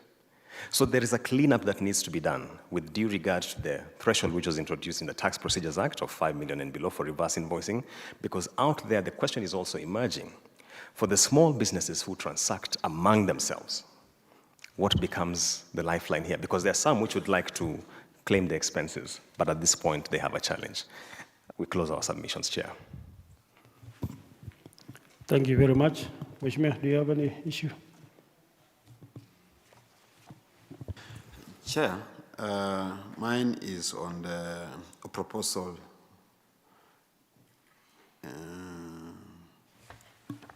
There's that the issue of appeals. If you are supposed to pay like 2 billion in tax, then you have appealed. As Chair said, it indicated in the last finance bill, there was a provision that you need to commit yourself a certain percentage, so that as we proceed with the case, if you succeed, your money will be refunded. So, what about if you put a proposal that a certain percentage, like 50 or 30%, what is your take on that? On the data access, remember, as I said, tax is inevitable. And because Kenyans are very crafty, they are doing all the best to do tax evasion. I think you should, maybe you should say some Kenyans. Kenyans. When you say Kenyans, it means everyone in Kenya is a... The human being in us, we like doing tax evasion. So, and now governments want to access some information, financial information of us. And that's why government wants to access, and especially KRA, want to access our information. Because majority of us keep a lot of money that is not disclosed to the government. And that's why governments want to access some information. What is your take on that? Because of disclosure, non-disclosure of financial information to government. Because there are so many taxpayers, we cannot keep you on applying to courts, asking court to give us permission, to give government permission to access records data, financial data. Thank you, Chair. Chairman, with your permission, if I could go for the first question.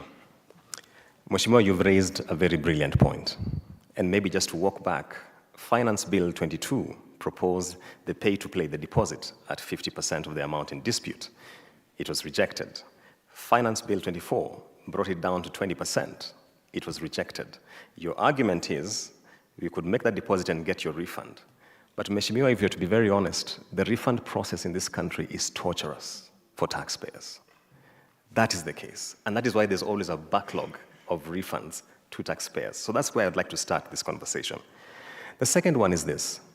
If you look at the decisions that have emerged from the Tax Appeal Tribunal, the case for win and loss between the taxpayer and the tax authority is almost 50-50. So there's a chance, equal chance, that I could be right and the authority could be wrong. Equal chance. So why is it my obligation to make the deposit and not the revenue authority in the event that they're wrong? That's a valid question. So our view is the proposal for a deposit, and Uganda has just adopted 30%, by the way, is punitive to the aspect and concept of tax justice. That should not be allowed. I wish to close there, Mheshimiwa. Maybe, I don't know, because we have okay, we want to protect the taxpayer. We also want to protect government revenue. I do not know whether can we create an escrow arrangement where you are asked to deposit this money, but in an account where you are also both of you. Both us and the Revenue Authority. so that in the event you win as a taxpayer, the refund process is very easy. Now I'm here to whoever is the secretary to sign my money back. Yeah? Because the problem you're saying is once you pay, then even if you win, the process of getting the refund is almost a nightmare. Yeah. Yeah. Maybe we should think on those lines. Chair, I think there's need for taxpayers to push for the government to create a fund for tax refund, because it is your money. And the money has to go to that specific account for tax refund so that we don't have these problems of trying to use the taxpayers' money. Then later on, we bring excuses in repaying back the taxes. Yeah, I think maybe the idea is developing. It is getting better. From my raw idea, I can see there is some improvement. Because then we could say the money that are in dispute should be put in a specific fund, a special fund, where no one will interfere with it until the process is the appeal process is done. Maybe we should think on those lines. And Mheshimiwa, I think it is us, not taxpayers.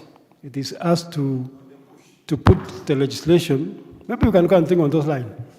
You can. You said you are A research fellow. Research fellow. Yeah. Maybe it will be a good. We can give you that assignment as part of your planning, that you can go and develop something like that. Thank you, Chair. Yeah. Noted. Yeah. If I may add something as well. Yeah. I was a member of the Tax Appeals Tribunal for 3 years. And one of the things that you also need to bear in mind is sometimes the assessments are not always valid. So sometimes you'll find a very, very small taxpayer has been given an assessment of 80 million. This person, in fact, there was one who walked in and he couldn't even afford a lawyer.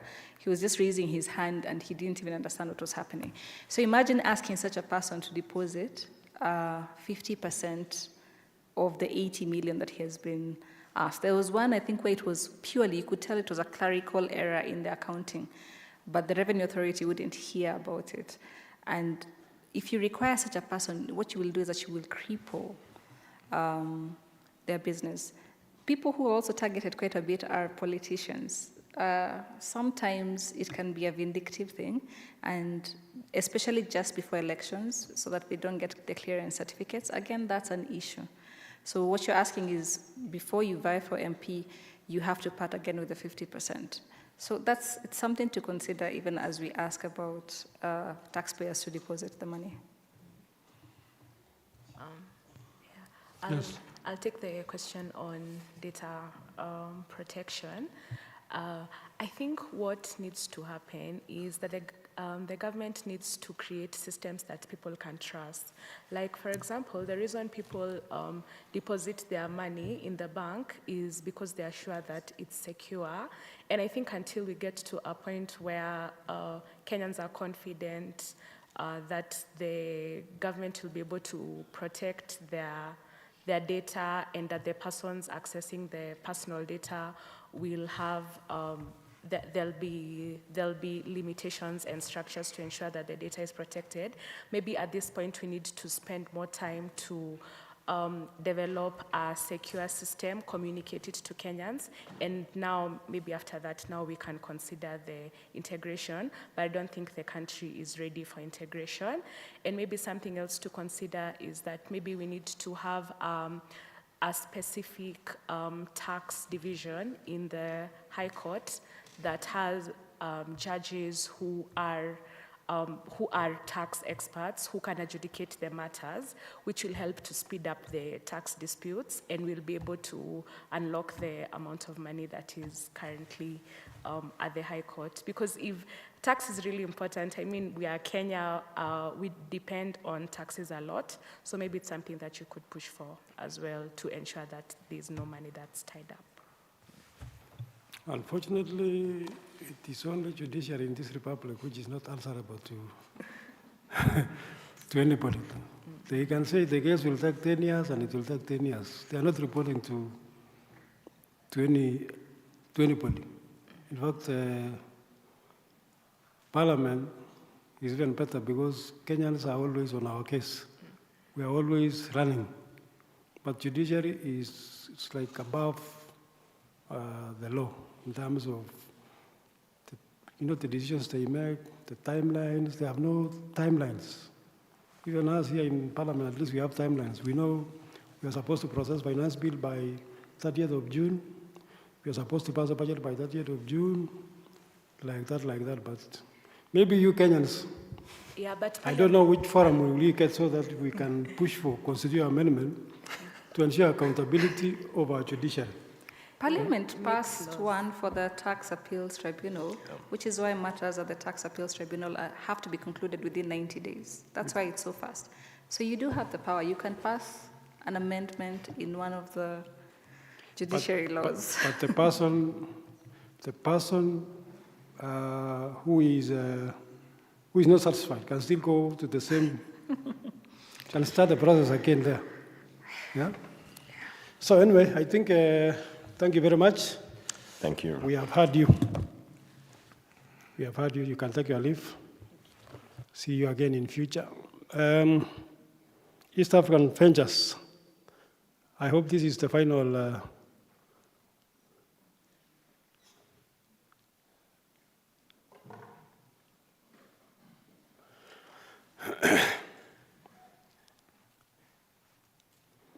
So introduce yourselves and we proceed direct to the presentation.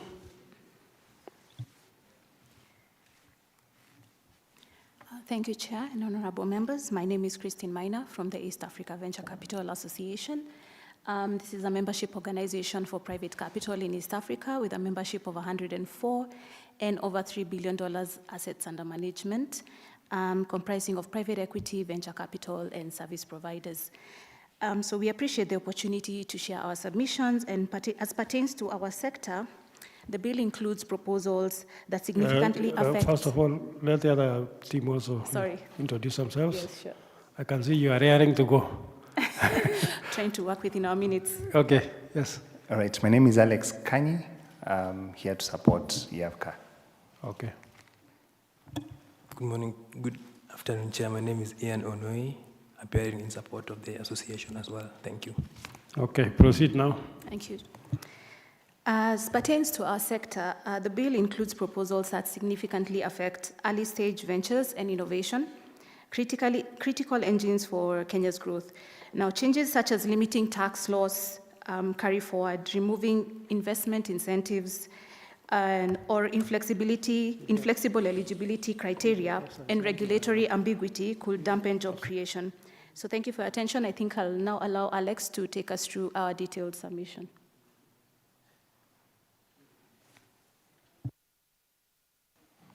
Okay, Chair, I think that was important to just set the context of where we come from in terms of the investment space within the country and some of the suggestions that we'll be making before you. So these $3 billion, is it within Kenya alone or Tanzania also, Uganda? The 3 billion assets under management is spread across East Africa, but 85% in Kenya. Oh. Proceed. Okay. So we'll start with the Income Tax Act and the proposed amendment to encourage investment into the Nairobi International Financial Center. I think here, sitting from the position of investors, I think just two issues. We are asking that those who set up then provide a certain percentage of jobs of senior management to Kenyan citizens. So I'd want us to go back to when we had ambassador from the US, Meg, and then the discussion with telcos around shareholding. And back then the discussion was, let's amend our laws from a shareholding perspective to ensure that investors get into the country, because they've told America as an example that they don't want to invest into the country unless that shareholding structure allows them to basically have 100%.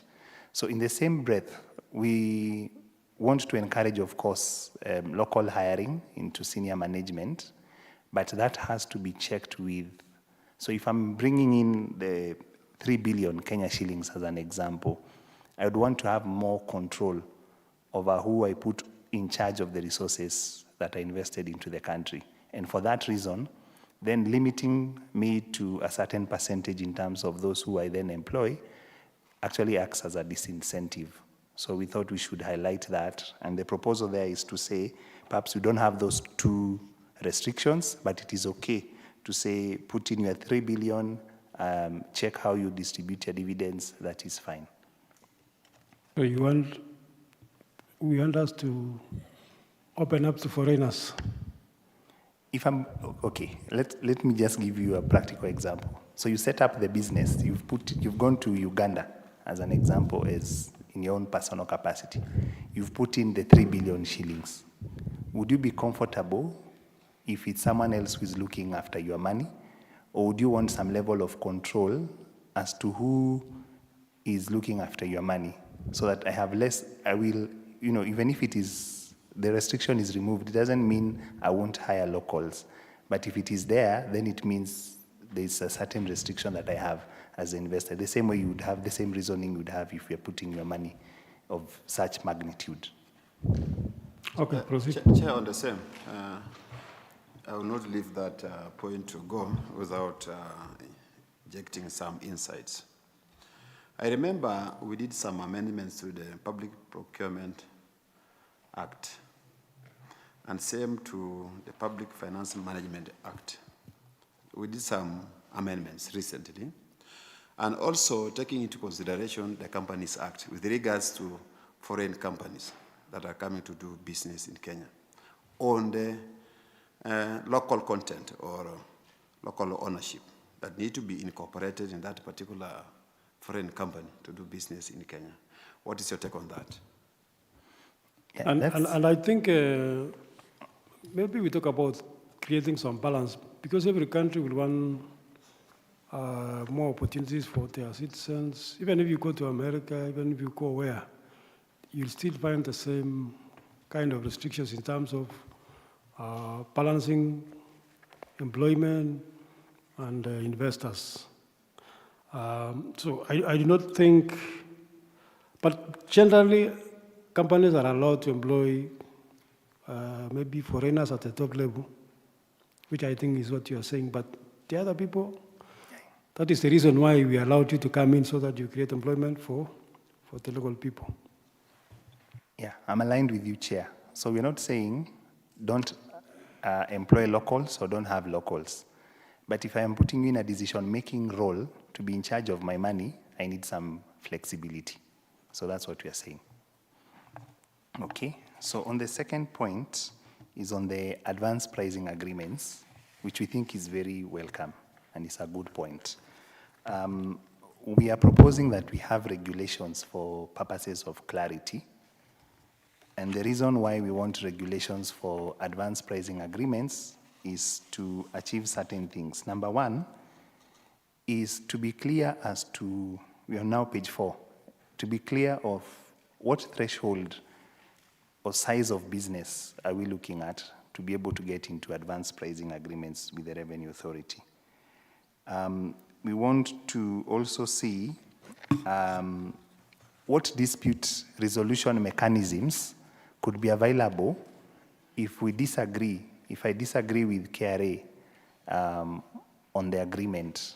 What dispute resolution mechanisms are available to the investor, so that that is also taken care of. So I've just highlighted those 2 points, but we have provided very detailed submissions on APAs and what we'd expect to see in regulations. On point number 3, on widening the scope for significant economic presence tax, I think here the issue is just the fact that we are removing the threshold of 5 million. And of course, that is meant to bring into the net other small players. But with it, you're also adding compliance obligations. So I have to comply, and it could be a small player, but I still have to comply with these SEPT requirements. And I guess here we have to balance. So if I'm not a big player into activities that would be covered by SEPT, how then do I still get encouraged to come into the country or explore business opportunities in the country through various business ideas that I have without necessarily being caught into obligations that perhaps might weigh down on me as a small investor? So for that reason, we thought we still maintain the threshold of 5 million. I'm trying to rush quickly. Moving to number 4. Chair, this is a contentious one. In fact, the group that was here before we presented, they were of the view that the proposed change is welcome. But let me give you context for an investor's perspective and the investors that we work with. So, number 4, on a special economic zone. So the clause 26 proposes to clarify that only gains made by a licensed SEZ entity would qualify for capital gains tax exemption. So I want to take you, Chair, to a transaction where a private equity fund or a venture capital person has put in money into the SEZ company. And part of the reason they put the money into the SEZ company is because they were told that in the future, if I dispose my shares in the SEZ company, I am not subjected to capital gains tax. So it was an incentive to actually invest. So with this particular clause, what it means is if I'm investing into an SEZ, even though I am a PE and I'm not licensed as an SEZ, then whatever gains I will make from that transaction will be subject to capital gains tax. And when I think about it deeply, I wonder whether that is the idea that we have in mind. When I was presenting here last week with Chair Kuria, he was explaining that the intention is to weed out these people who go to SEZ, just take a big chunk of land, subdivide the land, and then sell the land. And then when KRA goes after them, those people say our gains are exempt. So that's a clear example of abuse. But with this particular amendment, it also locks out someone who is genuinely investing into the SEZ and pumping money into the SEZ. So I'd rather we leave the clause as it was, paragraph 72 in the Income Tax Act as it was, and then push it to KRA in terms of enforcement to then get these guys who are abusing the system, as opposed to then changing the law to lock out benefits that we wanted to get from SEZ. I hope that's clear. So if I move to the number 5, I think that has already been talked about in great length in terms of the investment allowance and the restriction and the effects that it would have, especially for investors who want to invest outside of Nairobi and Mombasa. So you can see with the group putting in 3 billion, you want to encourage them to invest outside of Nairobi and Mombasa if it works for them. And if the incentive was to do that through this investment deduction, then we would rather have it still there to encourage such investments. So I'll skip to number 6. Carry forward of losses. We've said we want to carry forward indefinitely, and we've put in the details there. If I move on to number 7, construction of residential houses and the corporate rate of 15%.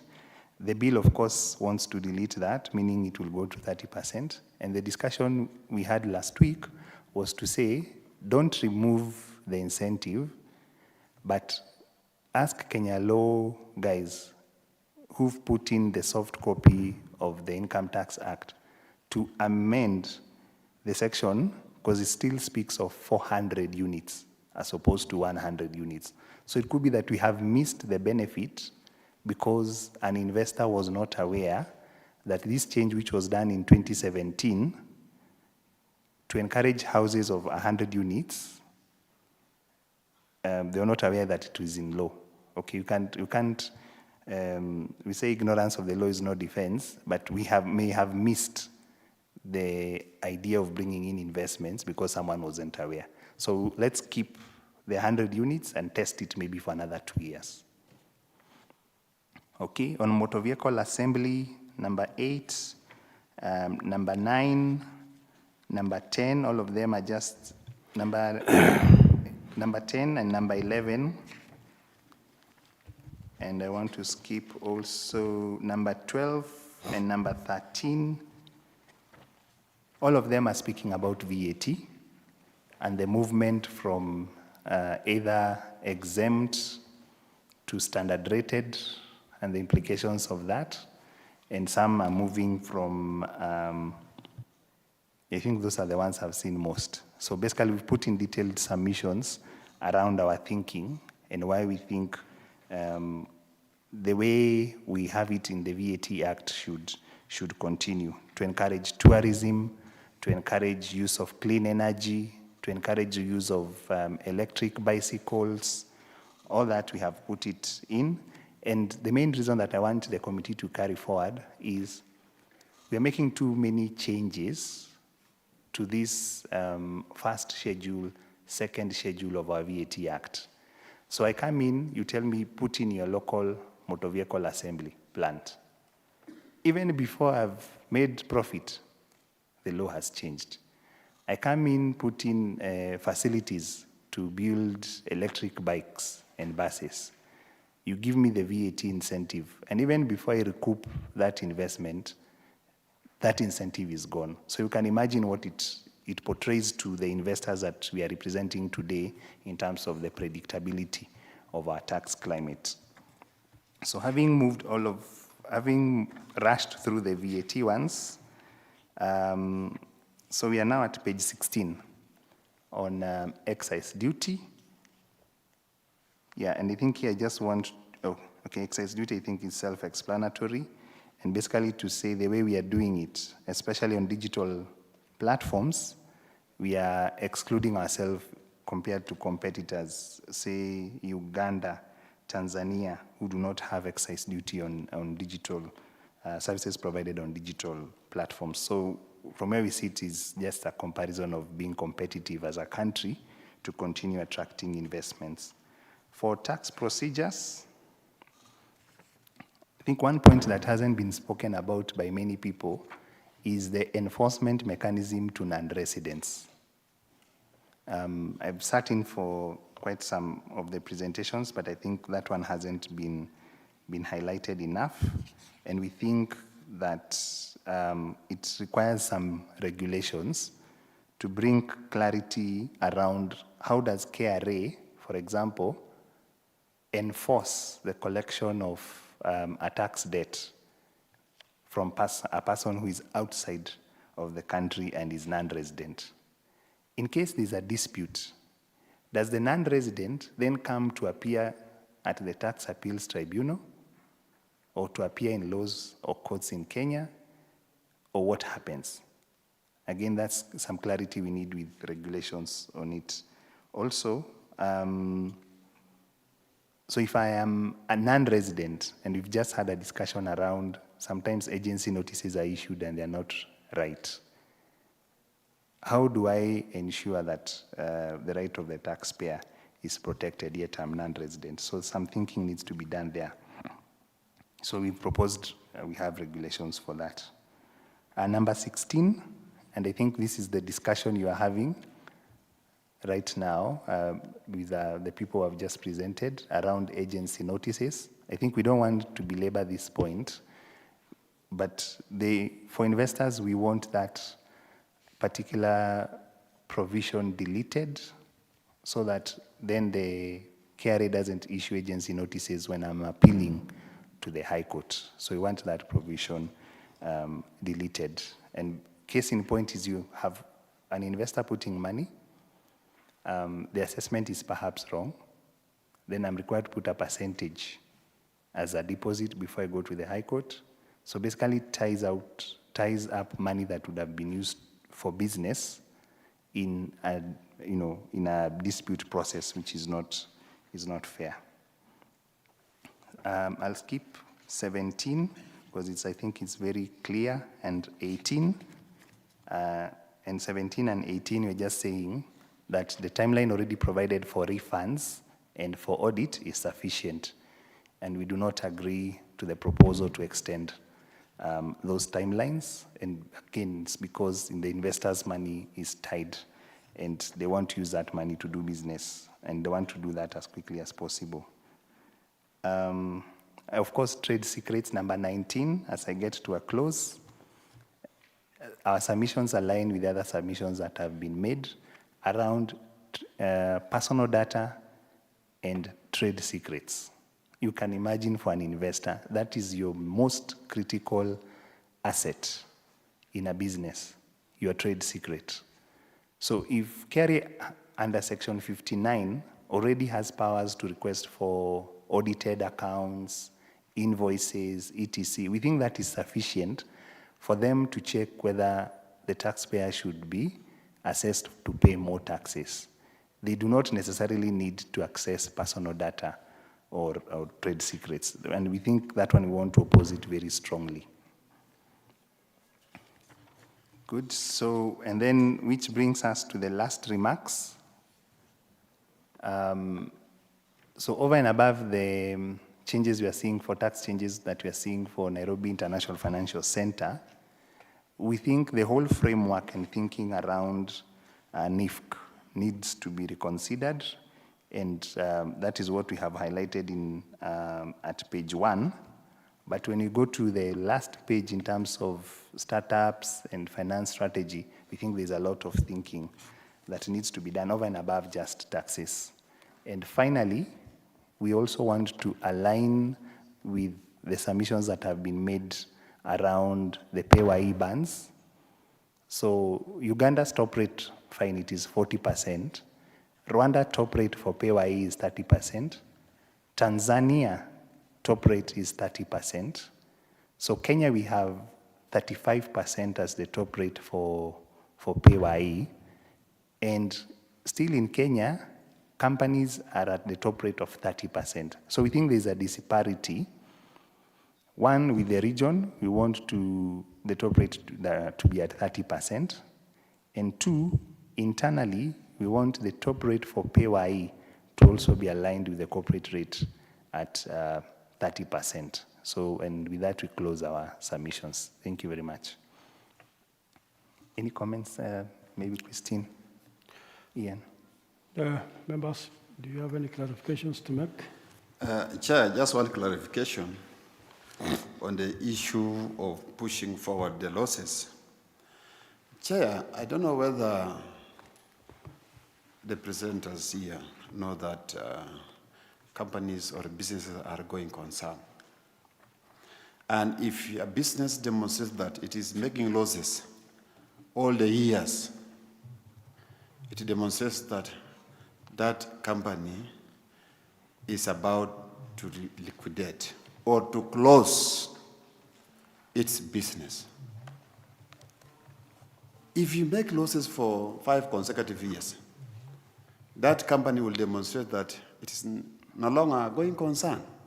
So that has to be looked into. Thank you, Chair.